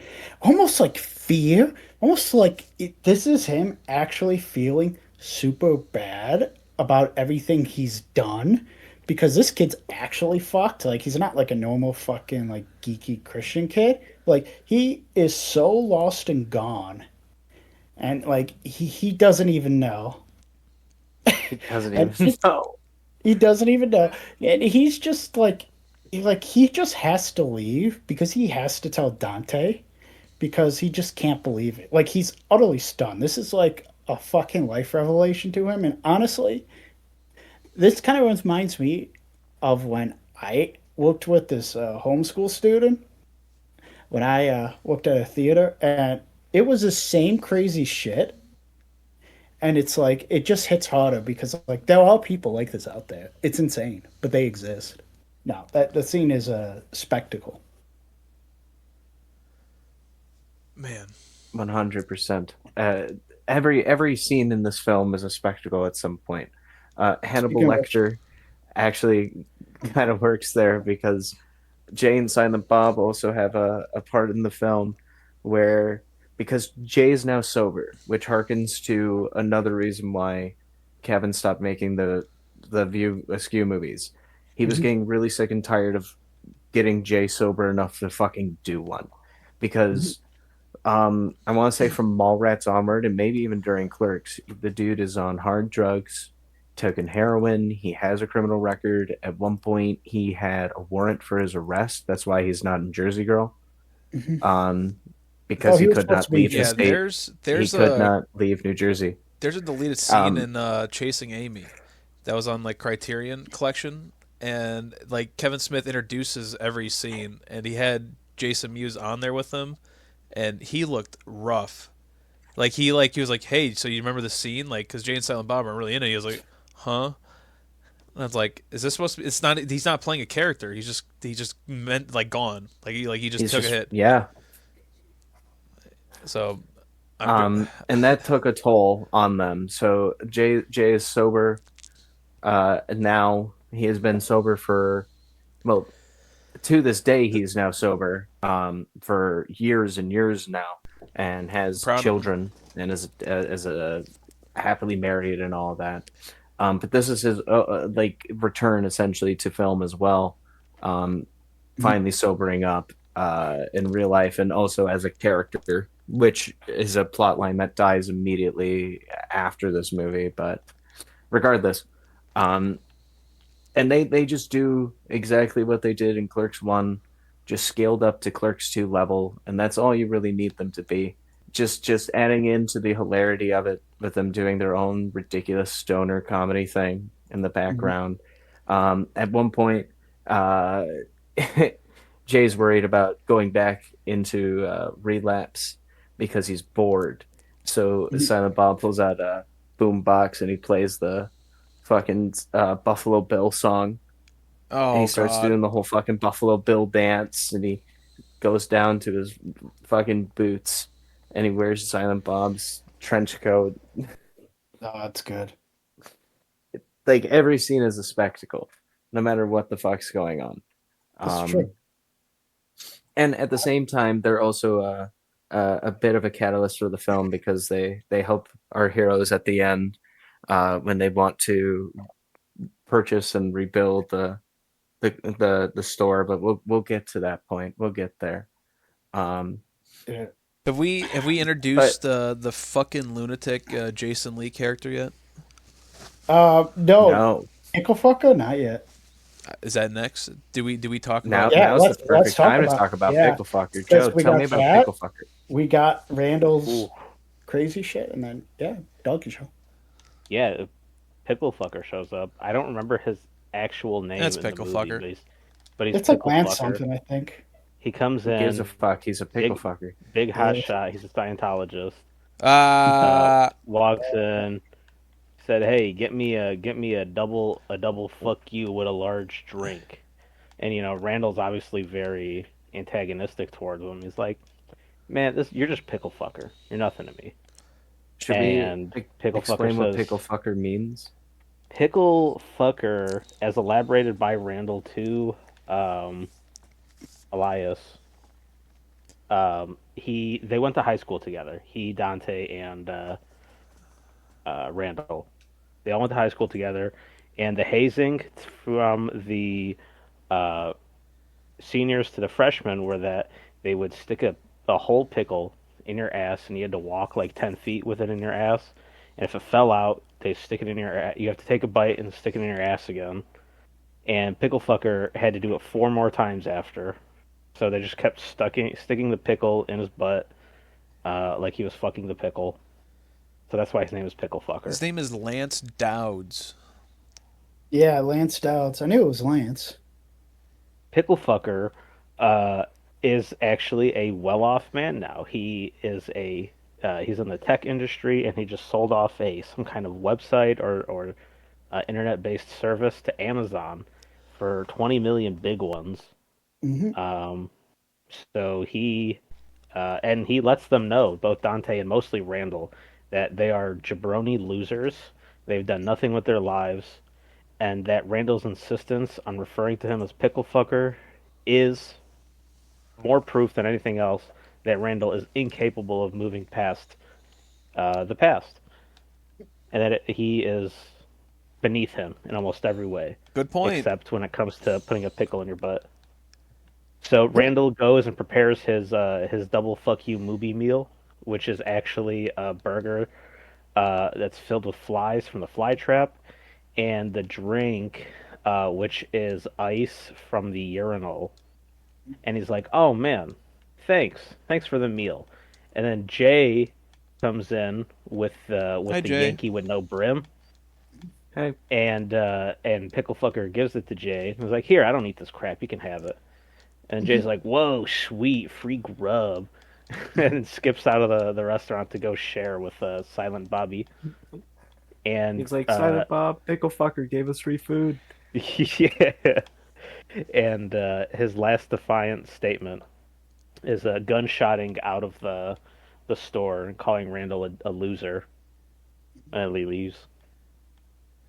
And then Jay and Silent Bob Disgusting. eat the burger and drink the drink. Oh. Like, man, this don't taste right. He said, "Why the fuck does our food taste like fly and piss?" Like he knows it already. Like he's like, oh, it's good. And like I said, like Randall, They still eat it. They're munching, they're macking on it. It's free food. Hey, Silent Free Bob's food. probably high as fuck, and Jay, I'm sorry, Jay don't care. They're like free food, fuck it, fuck it. This just gets to Randall so bad. It's unbelievable. Because no It matter irks him to what the point. disgusting Yeah, no, things people do in their lives, they always are successful, and he's fucking stuck being a loser. No matter what. it irks them to such a degree that they need to go karting at the local arcade and physical sports complex. I don't know Oh, hell what yeah. New Jersey's equivalent of is to ours. I'm not going to say ours because that's for us and not them. That's for us, New yeah. New Jersey thug. But they go karting because Randall likes it because he needs to blow off stress. And Dante's like, "Why did Pickle Fucker's words get to you?" And Randall's like, "Man, Shut I up. don't know, Man, man. shut It's my up. life, Man, man. shut I up. don't know, you know." Because Randall has a hard time getting to the point of what he really feels deep down, so he has to use the sarcasm of saying that Dante's actually an asshole, and he's running away from his problems because he's moving to Florida. And Dante's like, "Well, that's not really my fault." And then Randall's like, "But isn't it? Because you're gonna go manage a store that you don't even know. You don't even know what car washes are, by the way, Dante. And then also you're gonna marry this girl that's giving you a chance. Why would she give you a chance?" Dude, Randall's negative talk to his homies is like, yes, it is funny, but kind of sucks. Especially since Yeah, it these does. guys are supposed to be day ones. Yeah, and again, it's because he's so pissed that like his buddy's leaving and shit. But it's shitty talk. You know, he's being an asshole. But I'll leave it to you guys. Go ahead. They quickly resolve it because they got back to the movies, and there is quite a line. Becky's like, "Where have you guys been? Let's get back here." Elias doesn't know how to cook fries, so they just start working up. They start cooking it up. Dante's going crazy. He's grabbing them boigas with his bare fucking hands. They're going crazy on this thing. Wanda Sykes is nonplussed about the wait and that they don't know how to cook fries. These honkies don't know how to cook fries. Wanda Sykes and her large husband in the movie. Earthquake. Forgot Wanda Sykes was. It's Earthquake, dude. He's a comedian. He's just like, hey man, I really appreciate the food, and I thank you for being here today. And she's like, shut up, fuck these dudes. And then that's when Randall starts going off about racial slur that he heard when his grandma would call him it when he was a kid. We're gonna say it's just initials are PM. Pickle fucker. He thinks Pickle fucker thinks that he is a PM. Because Pickle fucker alluded that he was a lazy person that did nothing with his life. That is the reason Randall is using the word. And then everybody in the store goes, "Whoa, dude, what the hell did you just say?" Literally, I mean, rightfully so. They're like, "You can't say that." He's like, "What? Why not? PM?" Why not? My grandma used to call me. Yeah, you can't say that. It's a racial slur. He's like, no, I'm gonna take that back. I'm gonna take it back. It's my word now. No, he's like, PM isn't a racial slur. The N-word is a racial slur. Come on. But he says it. He hard R's that hard shit. R. Oh my god. It's hard R. Wanda Sykes is about to sock him in the mouth. And Becky, there's a shot where Becky's just like got her hands on her forehead, like, oh my fucking god, I work with morons. Like, shut the fuck up, Randall. Elias is in the back, frying the fries to a fucking crisp brick. Oh darn. Mm-hmm. Fucking Elias, he's got the big headset on at the drive-thru, and he's like, I've never heard of that first one, but N-word is totally a slur. He's like, are you guys saying the N-word? He says it fully as well. Like, shut up, Elias.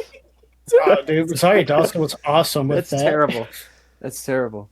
Dude, her "Shut Up, Elias" was the best line in the movie. I love that. Yes. Rosario's the star of this movie, no doubt. Mm-hmm. Yeah. Look, Harvey, terrible man. Get out of the business. Get out of our company. He had his finger on the pulse here with that. Mm-hmm. I guess Kevin What, did, right? Because yeah. Kevin got to pick, right? Out of the She short was like list. the third or fourth one that he actually went and talked to, even though Weinstein finger on the pulse. recommended her first, according to his book. But in the documentary, he says like she was like the third or fourth person I talked to. We'll have to look at Kevin Smith a little differently. Well, that could just be like a scheduling like time like conference kind of thing, you know? I'm not defending He wanted to Silent have her Bob. first, but Look at only- him. Plus, again, like he wanted to get someone from like a Degrassi High, a Law and Order, fucking Whatever it 90210. takes. Like he still wanted to keep Dude, getting. he was not going to get shit Mariska from Hargitay. things Let that me he tell you right liked. now, he was not going to get Mariska Hargitay. No, Yeah, he wasn't. He wasn't, but damn sure he was gonna try if he could. He's such a geek. He is. Oh, he is, and he knows it. He knows it. Yeah. We're not saying anything new. Well, He's I mean, I only wish he represented comic book people a little better. I'm not one, but like, hold it again. he's friends with Stan Lee. He is. Which is why he murdered him. Yeah, yeah, I knew all along. Can't hide from me, Kevin. You're trying to steal his Truth power. comes out. Yeah, he threw all that controversy up there. We know, Kevin. We saw what you did. We saw the Degrassi episodes where you were trying to, or Jason Mewes was trying to have sex with minors. We saw that episode. Oh, yeah, that was fucking bizarre. But That was crazy. That's another story. Whatever it Kevin, takes. I know we can see it through. we know what you Doesn't did. that play in this movie too? I Doesn't think Whatever so. It Takes play in this. It's either this or I 3. I already sent you mine and Ty's address. So if you want to fight Kevin, you come No, along. no. We're not fighting Kevin Smith. You, Oh, you Our Okay, our never legal team. No, I'm kidding. We don't have legal team. let me delete the message I sent to him on Yeah, social delete the. media. Oh, you sent it already, Nico. Yeah. No, What? you can't We delete had to it. do it. No, it's No. only gonna delete on your end. Heart attack Uh, victims, hear me now. Equal lefts and equal rights for you from every member of the You Don't Have to Do This podcast network. I dare you. Well, we have It's to true, rebuild we it love- too. I mean, it did have that fire. It's still on fire. Still on fire? Where's the fire department? It's been 2 hours. Listen. We've been doing this pod. I forgot. I haven't called them yet. That's What are you talking Hey, about? look, man, so- This you're is already fine. more- This is fine. This is The fine. The pod is more important. Can we talk about? I feel like we'd miss something if we didn't talk about the Lord of the Rings guy. Oh yeah, one ring to rule them out. Oh my goodness! There's this dude near the halfway-ish point in the film before we meet Jason Lee that comes in, and Elias says one ring to rule them all, and it gets the other guys like geek radar going, and they both pull out a fucking necklace of the ring, and then Randall goes on this fucking rant about how those movies are just a bunch of dudes fucking walking, and I love him like when he does like this reenactment of the movies, It's and he's so just good. walking with this like droll zombie look on his fucking face. With the Editor third type. walk of him just dropping the ring, and I love Editor it. Cuts to Yeah. it cuts to a patron. No. That's me when I watch SmackDown. Editai, what do you want me to do? Or what do you want Editai to do? Pull it up. That's us when we watch SmackDown. Okay. And then there's a dude in the restaurant watching, and he's looking over and he goes, "Fucking A." It's so like the timing of everything. It's such a well constructed joke to the point where it pisses the guy off so much that he just throws up in the middle of the fucking counter. which is great. Like Rage it is- baiting it number is one. the best. It is the best thing that Randall does in the movie, and it feels like Clerks 1. It feels like something he would have totally done in Clerks 1. It's true. It is hilarious because he's a Star Wars head. He's a Star Wars head.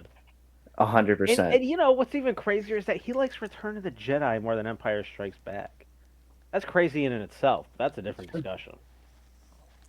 That is actually insane.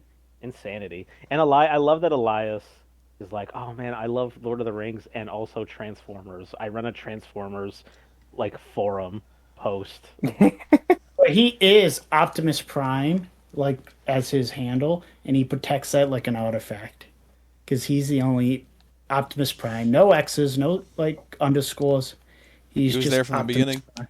He started and, Reddit. and the Transformers movie's coming out. He's got prime real estate. Mm-hmm. You know his mother and father got him the Transformers tie-in game for the Nintendo DS.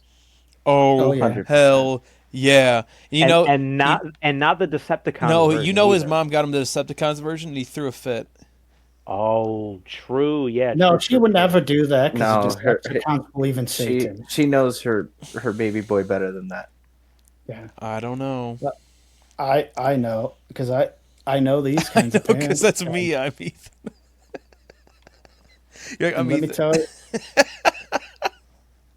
No, they believe Decepticons are Satan. Okay. Tune in. Okay. Tune Yeah, in. the Maybe he'll church come said it was Five, okay to, like, maybe he'll five come patrons. around. Transformers We'll for review the- all the Transformers movies next. I don't know who that guy was, but he left such an impression. I had to look him up, and he's not really anyone I know. But like that was such a great scene up until him throwing up. Which, okay, what a great little extra scene. Strong one. That's my favorite. I think Randall ran in all the movies. So, do we go to Yeah, the? Do we go to the turning point of the movie? Well, The donkey because show? after this debacle with Randall misunderstanding racial slurs, he then comes to the realization. He's like, maybe my grandma was a racist, and Dante's like, yeah, no shit. And then Becky, frustrated, just he firstly a white kid comes up because he wants to buy a little burger. Well, hold on. and then Randall says, you "What do forgot you his want to tech- order? Little PM?" You forgot the declaration that he's like, I'm taking it I'm back. taking it back. He's He's going gonna to bring take it back back. the slur. Yeah, he's gonna take it. And then Dante has another wonderful scene. They have him and Rosario Dawson have two fantastic scenes with each other, and he discusses how he's nervous about dancing at his wedding because he doesn't know how to dance.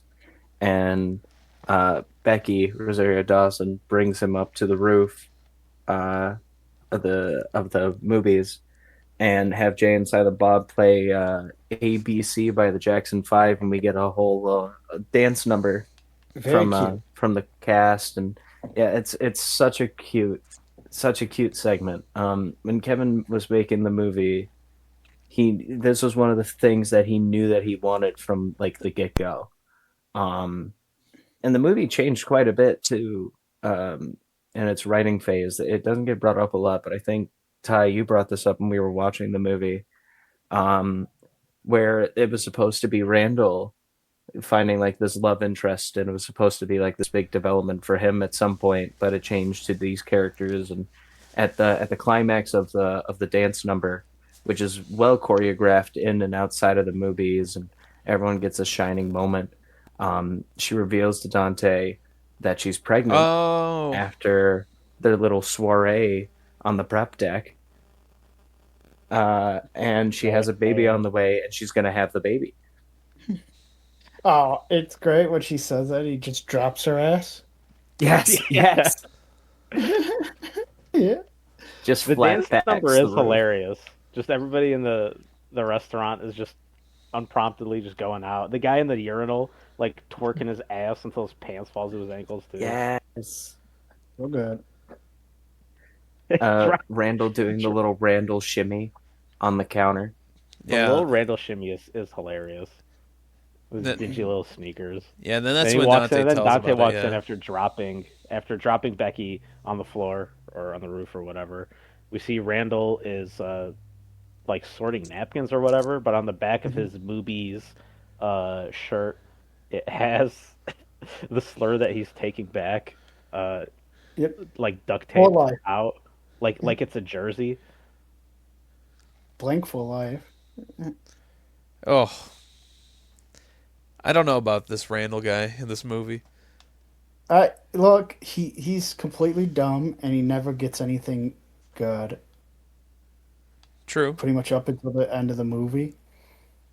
And he drops this gimmick after that, so I assume I guess he gave didn't bring up it on back. He didn't bring it back. There's no way he brought it back. Yeah, spoiler alert. We watched the rest of this series, and it doesn't come back, so we know he dropped it at least. Yeah. Yeah. Yep. So Dante tells Randall about it, and they argue in the back. Dante's conflicted, obviously. How is he going to leave Jersey and go and get married when he knows a woman is going to bear his child here in Jersey, even though he's going to be in Florida?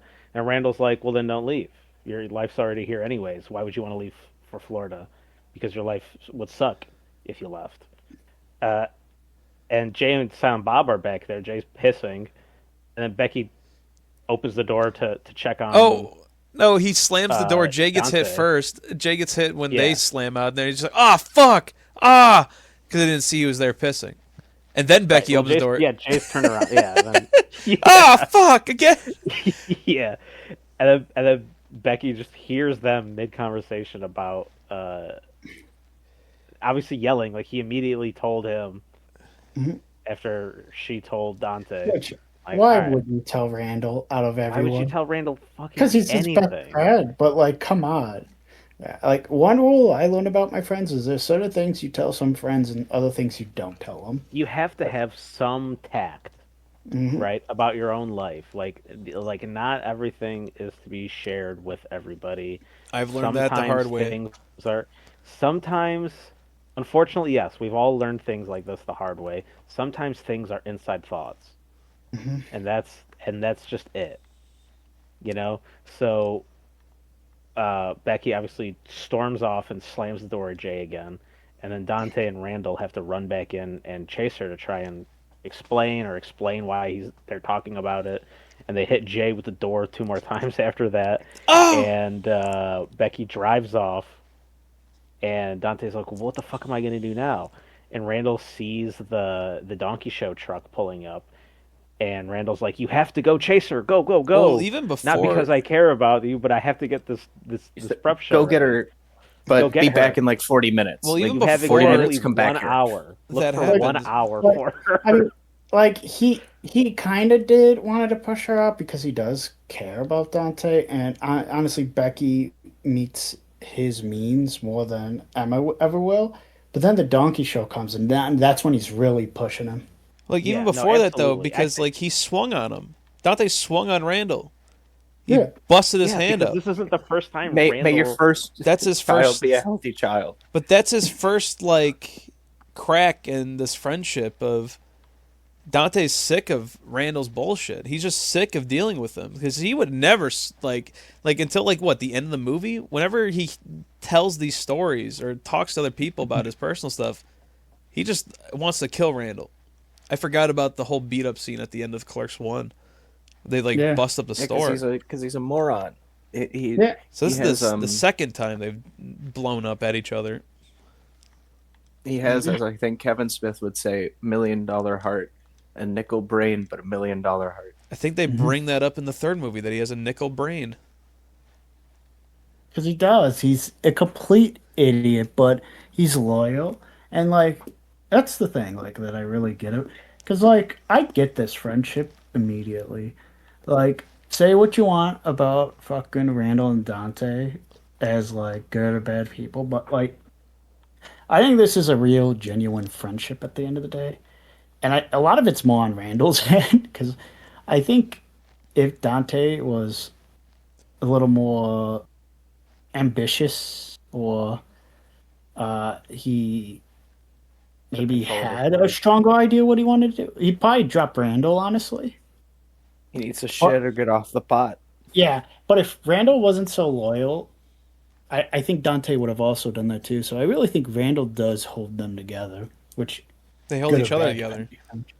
They do. Yeah, they do. well, I mean, they're both kind of shitty people.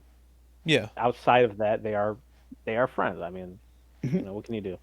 Yeah, and and just like in real life, man, you're not always going to agree with your friends, but I do think it's always important to stick with the people who have your back rather than the people who are going to climb you up woods, or the people who, yeah, they're fun, but like, if people are accusing you of shit, they're just as quick to turn on your ass even though they know you didn't do shit, So I will give credit, like, Dante and Randall work because there is a strong foundation, even if the movies don't always like show it at like the center point of the movie. Like, you can tell these guys are like great friends, and as pissed off as they get at each other, like, and as much as they hate each other, even in the biggest of blow-ups, it's like, I mean, they're buddies. That's it. And now we got the donkey show. Oh yeah. Kinky Kelly, I- sexy stud. Hate this scene. I do not. I find it uncomfortable. It's not for me, but I see why everyone else has a good time with it because it's kind of like Pink Flamingos. It's so out there. It's so, I can't think of the word, the artsy word for something that's so like out there. Avant-garde? I wouldn't say avant-garde. Like how Pink Flamingos is, I can't think of like Bizarre? I don't know. I think we're looking for avant-garde. Shock. It's more Obfuscation shocking. Is what you're Yeah, it's more looking shocking. for shock value. It's like the anti-humor of this is a disgusting act happening, and it's supposed to be like an important thing in the movie. It's supposed to be like, oh yeah, this is an artsy thing because like the guy sets it up as he's gonna have sex with a donkey. That's what a donkey show is. Well, Yeah, we're under no. the premise. Randall's under the premise that That's the he's other way. hiring Yeah, Kinky Kelly. a sexy woman of the night is going to fillet a donkey, like a male donkey with a large penis. Well, in reality, what happens? Well, before then, right? Because oh yeah, the guy Dante shows up goes to look beforehand. for Becky. The guy pulls up. The guy has he looks like somebody that would have sex with a donkey. Let's keep it buck. He's got a tattoo Perfect on his casting. forearm that says "Born to Fuck" with the number 2, and he says for $50, you can bang Kelly after the show. And Randall's like, good to know. I'll keep it in mind. And they get it all set up. There's smoke machines in the movies. Everything, lights, the drapery, all the accoutrement, and then the donkey's in there. There's Kelly. The guy pulls up. He's got some straps on. He's like, and Randall's like, all right, this looks great. Where's the chick? The guy's still dancing around the donkey, and Randall's like, still waiting for the chick. We get a little scene. There's Crisco hanging by a chain in the air, and he's like, and then Elias is like, I don't think there's a chick. Jay is like, I don't think there's a chick either. Yeah. The guy pulls down his assless leather chaps, and he starts fucking that donkey in its ass. Oh, Yeah. By this, Well, he by this blows point- it first, then he fucks it in the end. Yes, he does blow it blow No. the donkey Yeah. first. No Yeah, pun he's a intended, generous by lover. the way. No pun intended. By this point, Dante has returned to movies, unable to find Becky. But during the drive, there's like this emotional music video moment during the setup and stuff, and he gets into the acceptance of being a father and trying to figure out what that would look like. But he returns to movies and he's seeing the smoke machines from outside, and he's like, "Oh fuck, another fire!" Calls the police, calls the fire department. Naturally. So at some point during this party, things are going to somehow get even crazier. That's this donkey show. So now we're just sitting in a ticking time bomb of pure uncomfortability. And right found as the he's word. finishing up, transgressive. and there's That's no. This is 100% No, what? supposed to be a transgressive behavior. Do you know what it means? It's supposed to be like this moral thing, this disgusting act. This is a donkey. We're having sex with a donkey on camera right now, and everyone's just kind of grossed out by so it. This was here's Kevin the thing, Smith's is transgressive there- film. There is no filming of fucking the donkey. Well, yeah, we're That not is- going to it's see that. just I'm glad. fantastic. It's just fantastic editing. But the way how you're going to sit and remember it is that you watched a man fuck a donkey. You saw nothing of the donkey show. It's just Yeah. shot so fucking well. And that's the You point see of the him shock value. doing. You see him not penetrating it, but you see him in the act of doing it, and he's just Yeah, going. by the magic But- of editing, you're seeing close-ups and you're getting Yeah, the moments just Yeah, right. I mean, it fills it in. I mean, I'll be honest, this is probably Kevin Smith's best shot stuff he's ever done. This in was his him career. trying to be transgressive. He's trying to be like, this is supposed to be so morally reprehensible. I disagree. I think the idea, I think it's half right. I think the idea is you're going to have this big important scene of the movie during a donkey show. Yeah, And I think- and like the duality of both these things being completely different is the comedy. Exactly. Like it's just a shock value moment. That's what I'm saying. though. Mixed in. But I think to put it in this label of transgressiveness, I think is taking it a step too far. I think that is above the thinking process of Yeah, of what's to come out of this This ain't no Human Centipede. this Yeah, is like- Clerks 2. Yeah, like again, the scene is there to enhance the actual scene, like because again, it's funny that Emma finds out all the big revelations come out during the donkey show. The donkey show, And- it's and- supposed to be disgusting and weird, but it's not like you're supposed to be at awe of the donkey show because most of the time you're watching Jay, Randall, Elias. Oh God, Elias is jerking it to this donkey show. Elias And gets like- drunk. It's the He's first so drink of fucking beer. faded. And smoke. Yeah, he's so faded. He's And I'm he's sorry, crying. Jesus. He's crying. Oh, it's so good. But like, it's the point that like this big crescendo is the donkey show. It really is the climax of the film. And again, it makes it into absurdity, which is the word I'd use. It's absurd. It is fucking crazy. You're not gonna watch a movie that's gonna have like a more natural plot, a lot of dialogue, a lot of strong character stuff, and then all of a sudden they're ending it with a fucking donkey show. It's just, See, again, it's a dual piece. I can't say it's transgressive because it's not like they're like really trying to push it. The scene doesn't go on that long. Like I said, you're mostly focusing on like Jason with Bob and Randall and characters reacting to it. Then you all these shots of him doing stuff. Well, yeah, but that's not what I'm getting at. Like, it's not like it is supposed to be shocking. It is because like this is happening. Everything else is happening around it. I get that, and the Yeah. themes are happening, but there's still a dude fucking a donkey, and this is I- like I- a main part of the plot revolves around this scene. It evolves around it, but it's not a part of it. It's almost like it's a separate thing. That's what I'm getting at. It's still him trying to be shocking with it. Like, can you believe that they're trying to have real life stuff where Sure, but he's finding out she's cheating on, or he's cheating on her, or has cheated on yeah, her? yeah, that's just but that's just Mallrats. That's your Yeah. pieces of Mallrats. And I hate Mallrats. But you also like Strike Back, and it's Strike Back. Strike And Back's Strike such Back a is just parody. goofy, but you like it. This ain't a parody though. But it kind of is. Is it?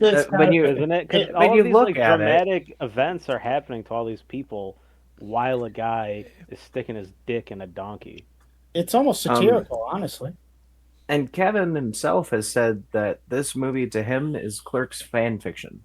Because for him, he's never worked in this kind of environment, but he knows that he likes to do these ridiculous, out of nowhere things. and I'm not a fan of this movie. Honestly, if somehow animated some back to Hulu, Donkey Show would totally been a part of it somehow.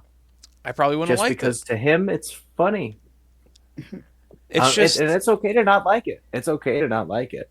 I'm not gonna. that's I'm never fine. gonna try to sell you on a Donkey Show, Ty. I would, but and I would too. we have a problem, Chuck, boys, no. because Dante has just confessed his love to Becky in front of this Donkey Show and has started to make out with her.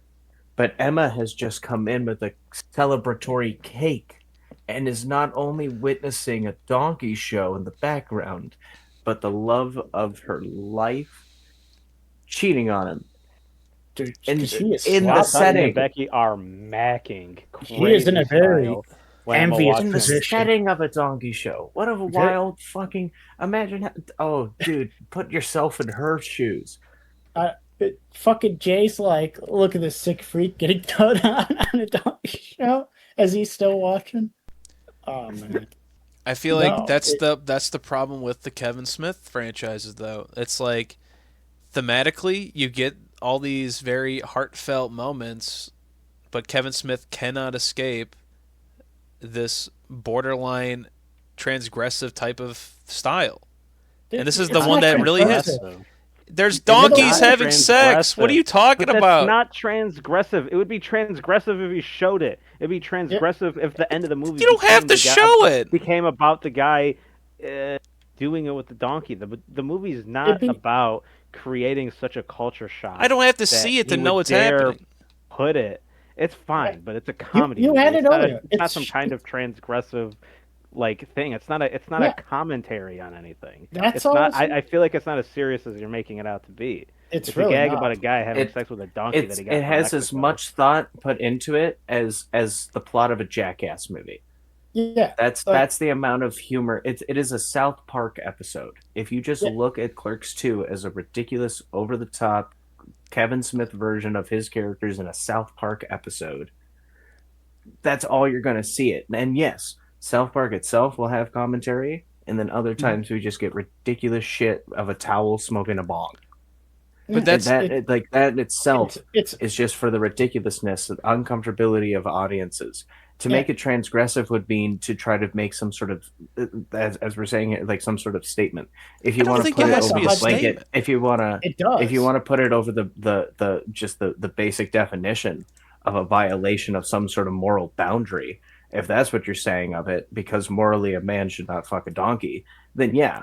If we want to put it on that just kind of statement, And I'm sure that's how the FCC tried to play it as well.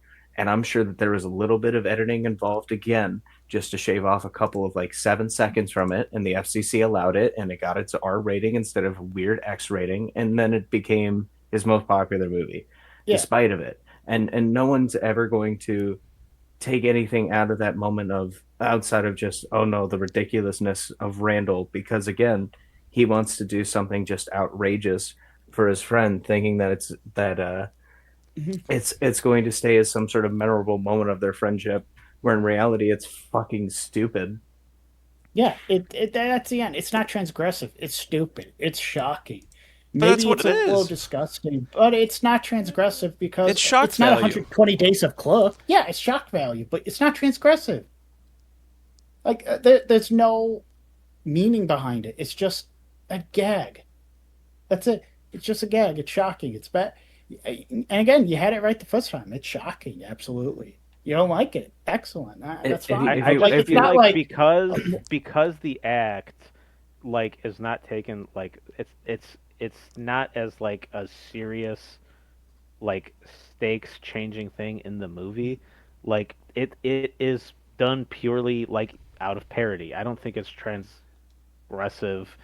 It's about as transgressive as Randall having the slur taped to the back of his movies shirt. You know, PM for life. Like it's a stupid thing and he's wrong and it's dumb, but like they don't make the movie this part of it, so I don't think this singular thing makes the movie like makes it transgressive. I'm not saying It the is whole movie is schlock. It's transgressive. I'm just shock saying this value. has No. themes of transgression right here in this scene. it doesn't really. If you made it in again like the full like The full how movie it's is not defined, transgressive. and the idea of making a moral boundary, or if you're just saying out of the experimental value of it, of finding a way to show people in a worldwide distribution film, a man fuck a donkey. I understand your argument. I think the only you thing also missing have from it is just Ethan jerking off to it drunkenly. Well, Elias, he's saying, Elias. "Sorry, Elias, my bad, Elias," But- and he's like, "Oh, I'm so, Ethan. I don't know. I'm thinking of Why? the The other key- Scientologists." The key to transgressive, it's not. It has to be graphic, and neither of these are graphic. They're doing too much movie magic. You're not watching him fuck the donkey. You're not watching Elias actually jerk his real penis and come all over the floor. Like they visualize that for you in your head. Well, you know what? just I'm think sitting about here. I'm thinking about it. I'm thinking about it more. You can, if you want to take it all the way back, it can have that kind of feeling. I think due to the value of it, just based off of again how everything is shot and set up around it. This is going to be such a ludicrous way to make the point, so just bear with me here. But you can even harken it all the way back to Alfred Hitchcock and Psycho, with his issues of just trying to get a woman in a shower and a toilet on screen, and that in itself had its own type of transgression of uncomfortability, but to us just seemed so basic. For 2006, I think especially could make a good argument for that type of nature. I think though we also have the issue because at this point we've had like Scary Movie and shit come out by this point, so there's nothing. Yes, and in itself has its own shocking nature to it because of the act and because of the setting of where this takes place. This isn't a full-on parody universe like a silence Scary Movie or Waiting or Euro Trip or shit like that, American Pie,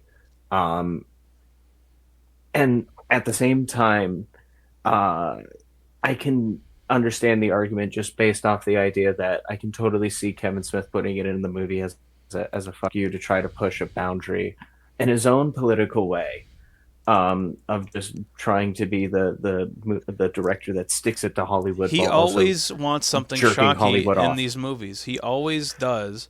The first Shocking, one, not graphic. well, it doesn't have to be I graphic. would I said It does. I'm would naming say, themes, I would not say by something that is transgressive would be Mallrats and the 15-year-old. I think that is that a is the great Mallrats example one. of The that. Clerks has the necrophilia happening. The necrophilia. I can Uh, understand the argument. Dogma I think has the angels getting their wings clipped in bloody nature. So that's more That's transgressive to shocking. be fair. I didn't say it's more transgressive. I'm just saying there's well, themes I in each of would his be. movies. I think interlooping the two as the same, because Oh, there's again, not that same. down to its definition, you make the point there. Regardless, while we've been sitting here arguing about this donkey show, we're getting arrested, boys, because the cops finally showed up. They arrested me And we're for in saying it was jail. transgressive. Oh, I'm oh, stuck and in here I by had- We're in myself. jail. Not Please go And ahead, we're in Nico. jail Nico with has something to Dante say. and Randall And me, and Gotta be- Elias, Jay, Silent Bob. Emma got out of there in Editor time. Ty. Becky did not get arrested. Well, they didn't get arrested immediately, is what I was trying to say. Like the cops come in, and then they're fucking bedazzled by what and the they're seeing. firefighters. And the firefighters are like, "What the fuck?" Oh, and then fucking the one cop just looks at Randall's back, which again has a very Oh my goodness, yes. face like, "You mother, what, you motherfucker!" And fucking Randall looks at him like, "What?" And then we Don't get worry, to I'm taking it back. yeah, don't worry, I'm taking it. And And that then was wrestling with interspecies erotica. Thanks for coming to the show.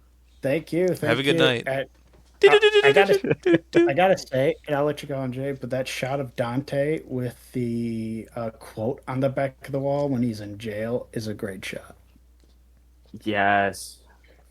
It's Yes, so it good. is. Ty, for the audience at home, we also have the movie just playing in the background. Can you pull up that just the shot of that really quick? Do you think For you which can? one?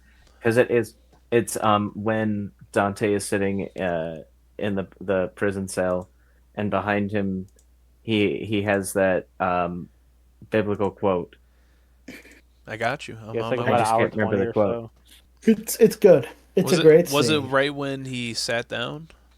No, it's like There it is. literally they cut There it out is. the jail. Yeah. I have not come to call the righteous, but sinners to repentance. Luke And 5, it's 3, so 2. perfect for Dante because, and we didn't get a chance to really talk a whole lot about Clerks. We've been talking about a shit ton of stuff here, because there's a whole bunch of it to really understand all of Clerks too. In Clerks, the whole idea of Dante and is based off that whole idea of Dante's Inferno. It's so on the nose that it's ridiculous to say, but it is to be stuck in this kind of hellscape. Dante never really gets to have a great day. He's most of the time he's not even supposed to be there that day. And at this point for the character, when you've gone to know him both from Clerks, but also in small cameos that he has made throughout the series, as Quickstop has also been a true lightning rod for all of this. Really just kind of represents how difficult it is for him as a character to kind of find motivation in life due to the parasocial relationship of Randall, which we've discussed quite a bit here for Randall's side of being so loyal. But I think the issue of that is because of the dependent nature. Dante has to drive Randall to work. Randall doesn't have a car. Randall left the fucking coffee pot on and took away the one consistent thing he did have in his life, even though it did give him suffering, and allows him to relive the memories of losing the one thing that was good to him, Veronica. And now he's had this chance again with Emma, only for Randall to shit on that again. And it's constant shit and shit and shit. And at some point, you just want this character to find some sort of achievement. And the scene between these characters, Dante and Randall, where Dante finally fights back towards Randall, and a scene sort of similar to the ending of Clerks, where Dante blames everything on Randall, and Randall does make his own points of the fact of he's not really leading his life. He's allowing his life to become what is expected of the world out of him, what is expected for him to be at this point of his life when he is him. It's a similar enough monologue in its bones to Chasing Amy, of understanding herself and the fact that no one will understand that. It's Randall making the argument of Dante never really understanding himself and allowing his anger and monotony and stress to become an issue for others. Now, of course, yes, Randall fucking stirs the pot. He's not really a good moral high ground in the argument either. Mhm. But he's not afraid to um, both accept the fact that he himself is a problem, but also makes the point that in this time Dante is also still not chosen to shit, and he is sitting on that pot. Mhm. And in the argument, uh, Dante points out how Randall's done nothing with his life either, and that if he could do anything, would he even know what he would want to do? What would he even want to do? And Randall yells in Dante's face, saying that he would buy the quick stop back and he would reopen it and he would bring back the glory days of the things that he loves. And it's a really good back and forth in its writing. And of course, it really should. Kevin should have these kind of back and forths down at this point, and he loses it in the next film. But that doesn't matter right now. The point is, he Randall looks like he just grows in the scene. He has this like moment where he just stands and towers above, and I think it's really telling to the core of the issues that Randall has. And it's one of the few times where we really get an introspection into Randall's mind, Yeah. because we mainly focus on what's going on with Dante. Mhm. And it's to me, I think it really helps bring and wrap up everything that we've seen in a really nice and beautiful way to get into the third act. But what do you boys think? I've been saying Yeah, shit. I got this. I think this is by the one of the better, or maybe one of the best. Because I don't know how to put this. I really like this argument that they have in the jail because I do think, and this is what makes Dante a great character, that this idea of trying to build a future that you're not really vested in, but it's what people expect of you. I think it's very near and true to a lot of people because the whole idea is, in a way, like as much as Dante says he wants his future, I mean, all of this is basically what Emma wants for him. He doesn't really have any agency or belief or freedom. And if he was to go through with this marriage, he'd probably be just as miserable, if not worse, because of it. Because at the end of the day, his big issue is this lack of agency, this lack of having his own future. And it's the one thing Randall pushes in his head. It's like, dude, look at you, man. I get to do all this and leave. Like, it's going to fix me, and I'm doing what everybody wants like me to do. But like, you're never going to find that happiness. You have everything you need here. You have somebody who actually loves you here. You have all of these nest things that you love. Like, you don't even, it's very clear throughout this movie that as much as he wants to say he hates Jersey, he really doesn't. Like, every time Emma goes like, fuck Jersey, he's like, oh, aren't you going to miss it a little bit? And that, again, that shows his dynamicism where it's like he's ready to get up and move, but like, he doesn't want to move. He loves his state, even if he'll never admit it, you know? So, in a way, and then when Randall finally brings up, like, why don't we buy the quick stop and run it ourselves? He doesn't say that's a stupid idea. Well, he's not like, I would never do such a low thing. He kind of just gets like a little frustrated and he's like, I don't even know how we'd get the money. He kind of blows off. He's like, yeah, right. Where will we get the money? Which again shows that he actually wants to do this. This is something he'd actually be interested in doing, you know? And I think this scene really shows that point of kind of I want to say it's an abrupt message, but the idea that this is Dante finally deciding, you know what? I'm not happy and I want to do something that I chose to do and I want to have my own agency with people I care about. And honestly, I think it's a great scene.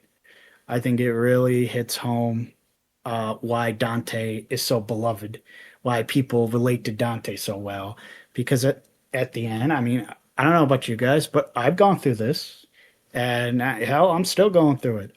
You know, in a way, I mean, it's a miserable feeling. You're just living up to others' expectations, but you know, like I don't know, just really hit home. And again, I think it's a really excellent example of why can Dante do all these terrible things to these women and still be likable? True, I agree. And Randall finally admits that he does love Dante. He's like, I Yeah, love you, man. You're pretty much my other half.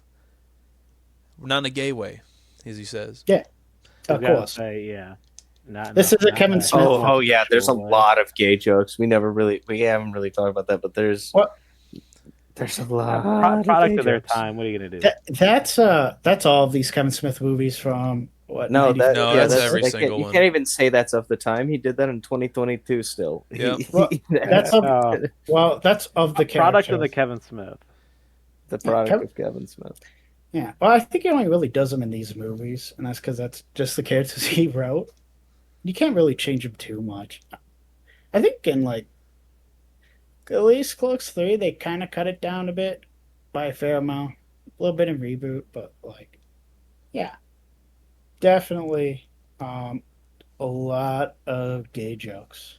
So I Sounds know all of our audience finds it hilarious, but if you don't, you know, you might want to dodge some of these movies.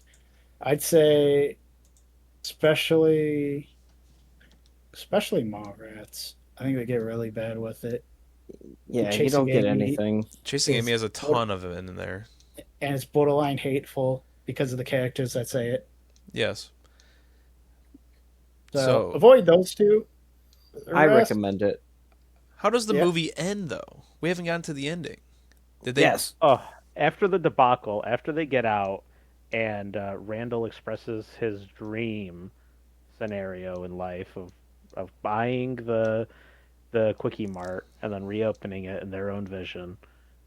And Jay and Silent Bob offer to put up the Capitol because of reasons that happen in some other Askew View movie.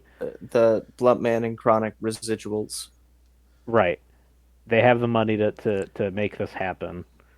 They get out of jail, and Dante goes to the drive-thru movies where Rebecca is helming the drive-thru, and she's like, "Welcome to movies," blah yada yada, and then he pulls up to the window with the rock with the beautiful wedding ring, and she climbs into the seat, and then they kiss. I thought you and- weren't the romantic type.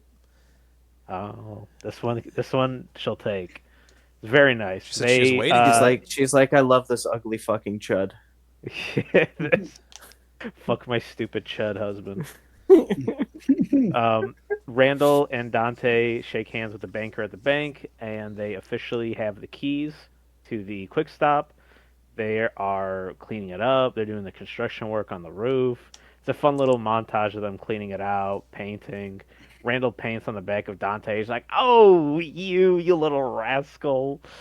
And then they're sitting in the video store, and Elias puts in an application. He's like got his fingers crossed. He's got his suspenders on. He's like a nerd. He's like, "Oh man, I hope I get this job." And then they hire him. They're like, "I don't know if this is the right fit." And he like walks away kind of sad and daintily. And then Randall's like, eventually is like, he's like, "Yeah, you can work." And then he claps. He like jumps up and he claps and he jumps over the counter to hug Randall. Elias does, and even Becky comes after shifts from the movies to help them clean up. She like plugs the lights in and stuff, and the shutters are still kind of messed up. Epic reference to the first one, and they assure us that they are reopened. They got They gum put in up the the fucking tarp. shutters, man. And the lock every They time. go back. Everybody's hugged. Becky's got a baby bump. All the homies are here under new management, and of course you got to have Jay and Silent Bob pull up and smoke cigarettes outside of the video store. Very good. It feels right. We're back home. We're back in our prime. And as the boys stand at the counter, once again, the color dissipates and it goes right back to black and white, showing that they are right back once again where they had Yep. started from the very beginning. You see Kevin Smith's mom as a milk lady, She which was is a joke from the first first one, yeah. Clerks, Yep. She looks for and the least expired milk. that's Clerks too. The boys reopen the store, and everything works out okay. Unless you're Emma, fuck Emma, because she has an oversized clit, and that was really the only issue. That's not even an issue. Yeah, she really didn't have anything. She Like was, it she felt like was she had totally some. fine. She had some like overarching like oh my god, this character's evil in some way, and they're gonna come out and say it. All she had No. was an oversized clit. That's No, it. she liked them. I mean, really, the only No, thing she was, was. I guess, Dante's, I guess, self-conscious. Like, why would she pick me? Yada yada. I'm the luckiest guy in the world. No, I think they make it clear that she was pushing her views and values onto him because he seemed uncomfortable every time like they were talking about shit. Like, you're gonna work for my dad. He didn't get to pick the wedding day. She picked everything. She was basically running his life for him. Yeah, and they Yeah, were getting a house. They didn't get to pick a house or live in an apartment together. her parents bought Straight it up. for them. Yep. And he And the really was. cake, and on the cake, it had NJ like crossed out too. They were Yeah, crossing out Mrs. New Hicks Jersey shirt. out of his life. Yeah. yeah, yeah. Which is like I said, it's like she wanted to push him away from. Honestly, what probably would have made him happy, and like she was very controlling in that whole thing. So, like, they don't explicitly say why she's a bad person, but like you can kind of get by how she acts and how Dante feels in these scenes that she's not like bad, but she's definitely controlling, and that's just not the right fit for Dante. 100%. She's definitely bad in Clerks 3, though. Yeah, they made her Yeah. evil in Clerks 3. Do we want to No. talk about Clerks Listen, 3? we could if this wanted to be 3 hours, but I think we're I told pretty you, good. 3 hour special. It's gonna be a 2.5 hour special. We got I- 8 minutes think- left to wrap up. I think since we wasted a lot of that time with We didn't waste the time talking with the about- other movies. You Yeah, most I- certainly I wasted wasted- time talking about Mallrats. That was a We long did. one. that was a lot. That of and Mallrats Chasing talk. Amy was I- like both super I think long. Those are I think important we can movies in talk the about Viewers Clerks universe. 3. We don't Yeah, have to guys. we don't have to talk about reboot or Man, anything. and then We and can then skip Clerks reboot. 3, and then Clerks We- 3 starts 2022. Oh yeah. And Look, it's- I know some people might feel one way or the other about it. I liked the movie. I liked it a lot. Everybody here might have a different opinion on it, but I did too. you know, I think it served as as a good continuation in its own right, and like a sort of putting a pin on something that has been like a cultural like niche from Kevin Smith, beautifully enough at least. Yeah, I agree. I think, yeah, I think it was actually a really nice way to end the series. I think, like, I don't really think some of the like jokes held up as well. I mean, and it is very self-referential to Clerks 1. Like, I think I liked it more because I watched all these movies very soon after one another. I think I would have not liked this if I watched it in 2022 when I haven't seen anything Kevin Smith in 10 years. It probably would have been a bigger disappointment. So I get why people don't like this film, but I do. I think it's a nice nod to the start of Kevin Smith, and it's a nice end for this series. Um, very, very, very sad. I don't know why Kevin Smith hates some of his characters the way he does, but man, he really does. But I think he just hates himself more than anything. And yeah, a great film. I don't care much for Clerks 3. I think I've watched it the most out of all three of the Clerks movies at this point. Mainly That's because wild. I really want to like it. That's what I'll do. Is movies that I want to like don't enjoy, I'll rewatch more because I feel like I'm missing something. But I think this last viewing kind of solidified what I think about Clerks 3. I won't go deep into the plot about it, but it's about Kevin Smith's heart attack. He has Randall have a heart attack. He decides to make a movie about his life, which is just Clerks. They do a lot of nostalgia pops for Clerks. Randall, or not Randall, Dante is treated like shit. We learn that Becky is dead, Mhm. and he has just been mourning her Tragic. ever since. And that also means that the baby that she was going to have is also dead. Yeah, by the way, she Um, dies in '06. So he didn't even to get married. She basically fucking dies probably like even By a week yeah, or two after. by like Yeah, what, it a could car be. crash? Yeah. Yeah. Car Yeah, accident. Yep. Yeah. drunk Um, driver, I think. Drunk driver, yeah. Dante has a couple crisis moments because he's essentially reliving all of the bad points of his life. Because, as I've said a couple of times, like his life is just stuck, and he's been stuck in this permanent cycle. Him and Dante have a fight. Dante has the same exact heart attack, but he does die. But before he does, Randall is able to finish and edit the movie in time. In the same day that he had the heart attack, I'm sure that cut looked like ass. Um, but it ends with him watching the movie, and he's in the movie theater with Rosario Dawson, and he dies. And I hate that that's how Dante it goes out. I hate that the last Clerks movie about Dante really when it should be because he's the one that's really going through a lot of change. But it's following Randall because Kevin Smith loves Randall. I feel like if the movie was more in his perspective, it would have for me it would have felt more earned. I will say the first couple of times I watched the movie, I thought I really enjoyed it, and I can still watch the movie and find enjoyment from it until we get to the ending point. He dies, and it's just Randall and Elias who has made a lot of money off crypto because he's made a crypto kite rug pull. Yep. Mhm. Um, Yep. I love I everybody go get your Jesus coin right Yeah, now. no. I don't even know if that's a real Which, thing, again, but like, yeah. go ahead, Nico, please. Like I said, it's nice now. Like Vanessa comes back, and Dante gets to have one last brr with her. Like I said, and I think the movie's very purposeful in following Randall because like Randall is a loser. He's 48 years old. He is a virgin confirmed by this point. I wasn't kidding when I said. Confirmed. Yeah, he says it. I'm a 48-year-old virgin. He tells the nurses, my dick is really small and I'm really nervous." The nurse even tells him it's honestly it's pretty normal. Yeah, it's on the smaller end, but it's like it's not nothing. It's not like a micro penis. The normal penis ever.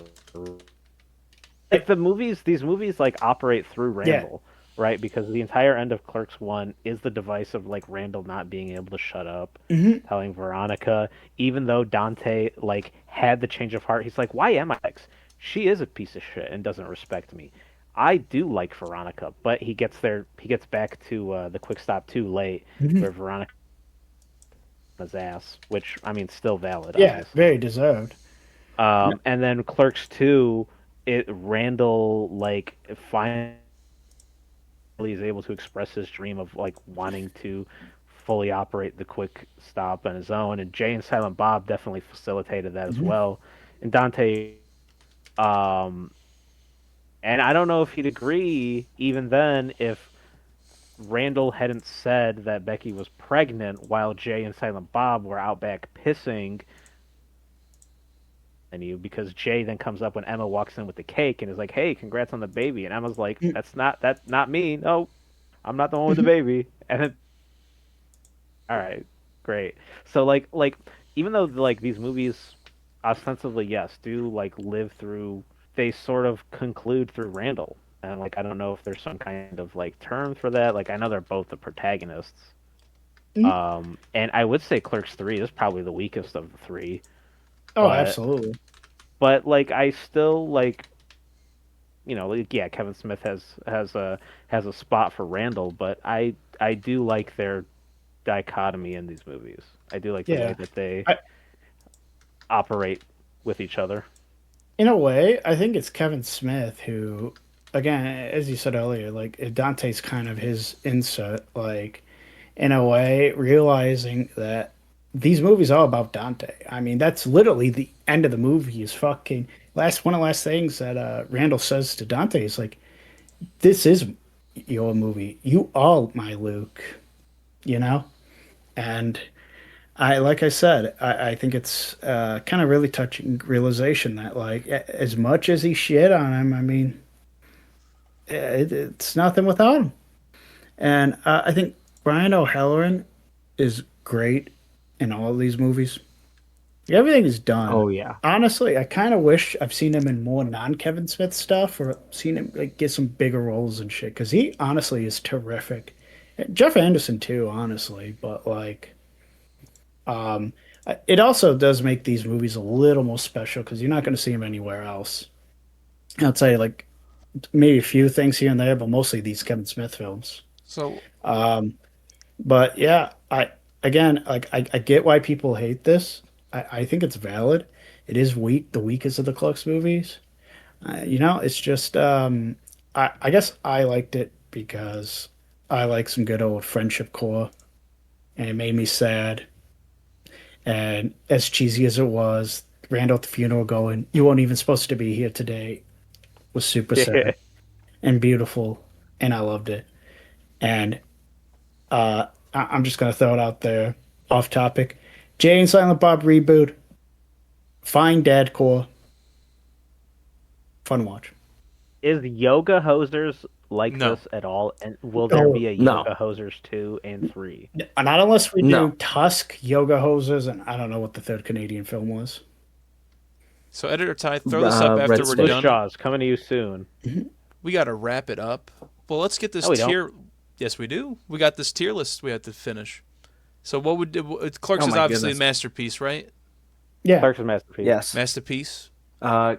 Clerks 2. We can. I would well, hold argue on. fantastic. I think we can I'd go say the. Masterpiece, We can go but- Jay and Silent Bob. We didn't even talk about this. The super groovy movie.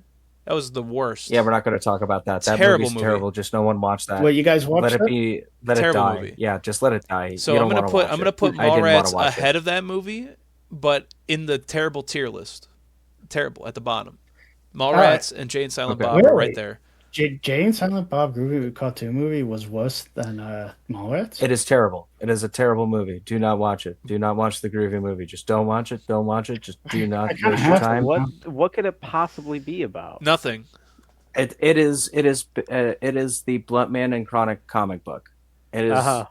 No, yeah, Terribly. that's all right. It's very poorly animated. It's like they offshot it to a bunch of people that never animated before, and it's bad. It looks bad. Yeah, too. no, it looks like it's made to be like super crude, both in its writing and its visuals. It is just not pleasant to look at. It's not pleasant to listen to.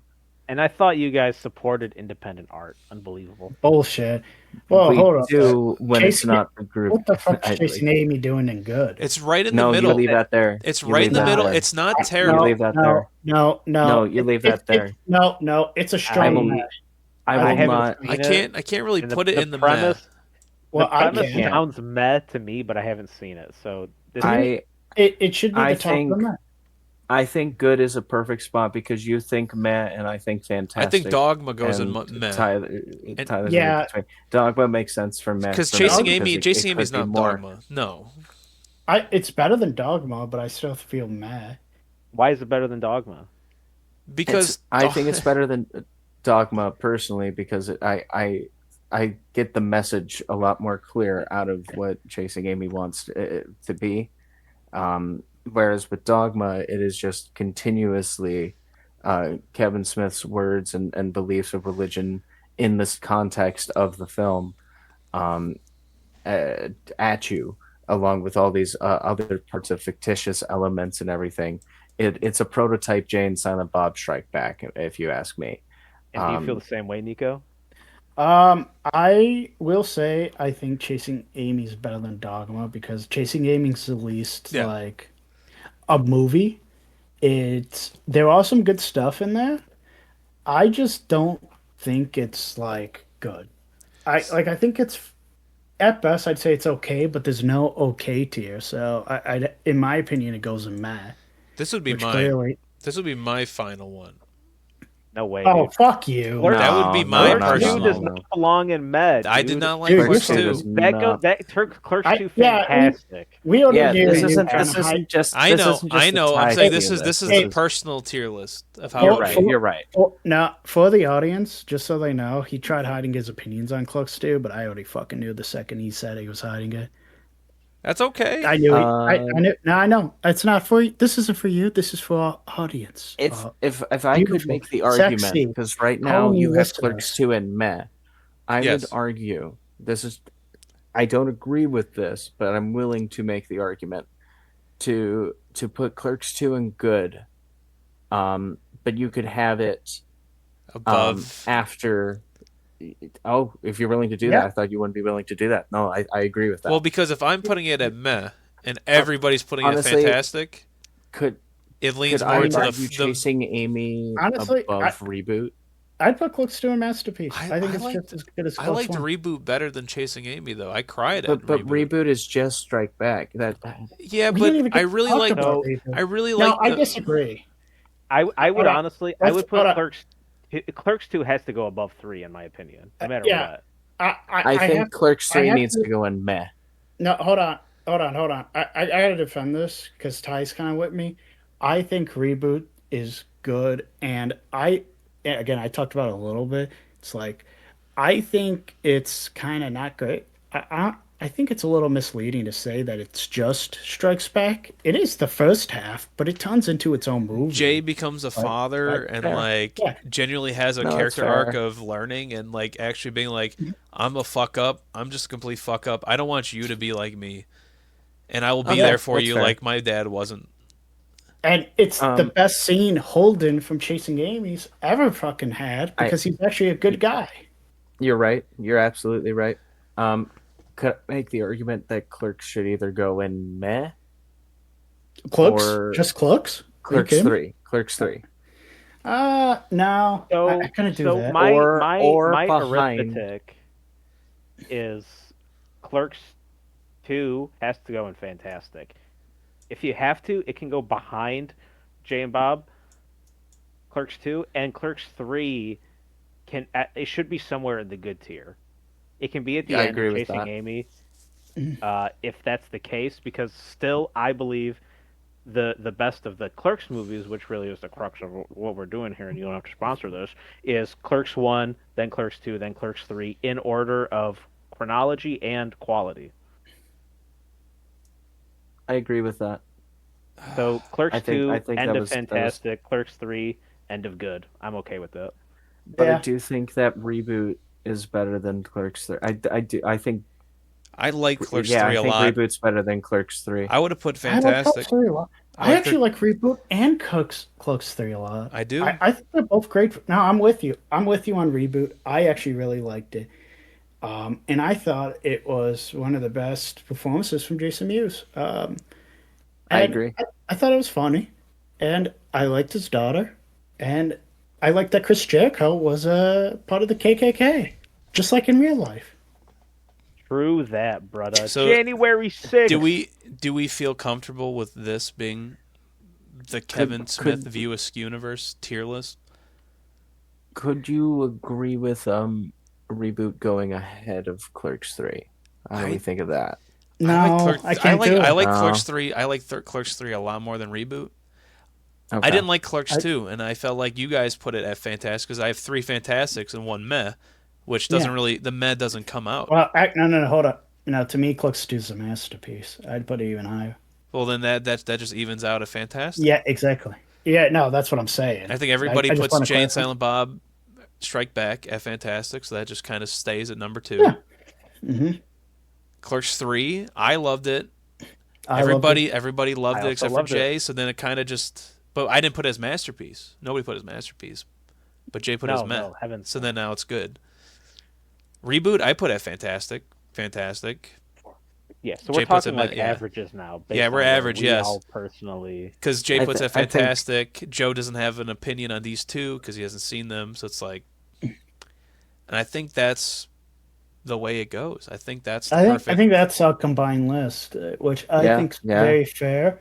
I mean, I in a way, Dogma is borderline mad to It's terrible, not but I terrible, think but it's just not I, good. let me finish. Yeah, no, I hear you. I'm sorry. But like, I think at the end of the day, while the table stuff was bad, what was my general feeling? It was meh. I didn't care. It was too preachy. You talk too much. So I think it's perfect in the Mac category because it's really what it is. It's I in a way I think it's the worst because it's so boring. But that's just how I am with movies. I hate boring.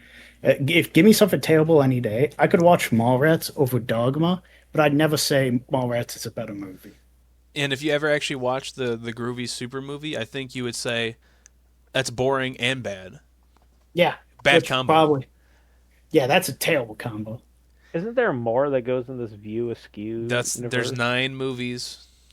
That's it? There's a bunch of comic books and shit. Oh, and can I add one more thing to terrible? Yeah. The Kevin course. Smith 3 Degrassi episodes. Oh yeah. Yeah. Let's put. Yeah. I know we can make it through. We did spend the time on Yeah. that. And you know what? That If we was- do, then Clerks animated series goes in masterpiece as well. Yeah, Okay. yeah, oh yeah, absolutely. Clerks animated series is a masterpiece. Because I gotta say, those Degrassi, like they're fine Degrassi episodes, from what I remember watching the show. But Kevin Based on Smith, just the Jay and Silent Bob stuff. yeah, Jay and Silent Bob was just so vile in this movie.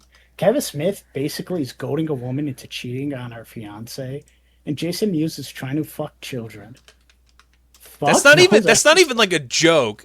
It's like No. he legit just constantly like, let's what's your name? You wanna go get out of here? And it's like, and then Kevin Smith is like, Yeah, that's a child, Jason. He's like, oh. yeah, he's like feeling up the goth girl's leg. It's like it's this, like that first image was good, I think. The first image? yeah, no. Oh, okay. So yeah, so no, that was fucking awful, awful to watch. The episodes did not need that. They did not need Kevin Smith to ruin a marriage where Jason used to try to fuck women. And you could have had You know what? I'd say Kevin Smith for the crack plot. I'd say it's worse than Mallrats. Nothing can Yeah, top the Groovy honestly, movie. Yep. nope. And Clerks, the animated series, is a masterpiece. That's some of the funniest 6 episodes of TV that should have been 13. Well played, Clerks. Welcome to the Clerks 4-hour cast as we talk about drawing Hold on. flies, and you've been smacked up. I think. What, Hold Nico? on, wait, one Huh? more thing. I guess it's one last thing. Is Kevin Smith a good director, writer, whatever? Looking at his movie scape, can we say has is quality, or he has none? I guess I figure we should probably just end it on. What do we think of Kevin Smith overall? I think he's a 'Cause weird this is dude. Good. He's good at making Clerks movies because that's all I've seen. Yeah, I'm with Ty Joe. He's weird. He's eccentric. I mean, I think he's the proto geek that got cool 20 years later. And you can really tell because a lot of those new age geeks look up to Kevin Smith like a god, which he's not. But I'll say this: his movies are endearing because it is him. It's his soul. Nobody else would make a movie like any of these at all.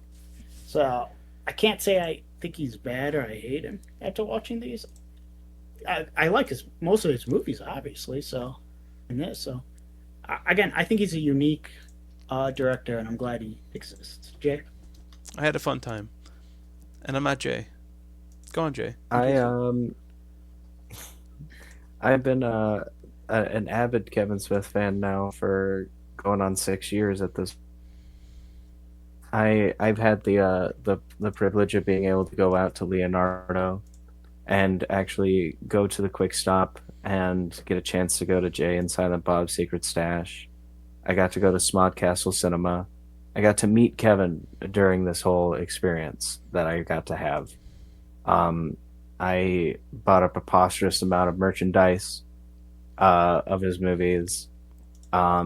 It left a really strange but wonderful impression on me.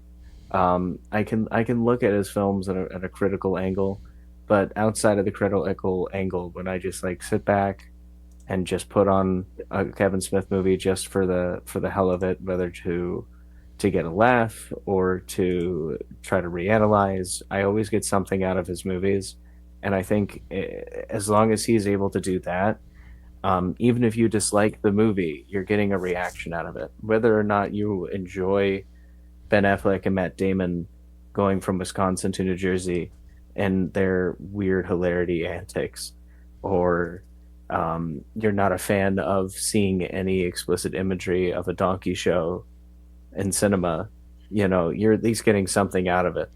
And I think that uh, he's going to continue to inspire young teenagers who want to be independents in the scene and try to make their way, as long as he continues to have a voice. I think he in himself is a good person. I think his directing is unique to its own, and I agree. Like without him, these kind of movies wouldn't be there. And then when we have stuff like Judd Apatow and Edgar Wright come onto the scene the way that they do, who's to say? But I enjoy Kevin Smith for all of his quirks, warts, and all. And he's on the Epstein list. And you've been smacked up, and you've been rawed down, and you've been... Look at all these Somebody sad... Extremely ask sideways. him about his tank. What the hell?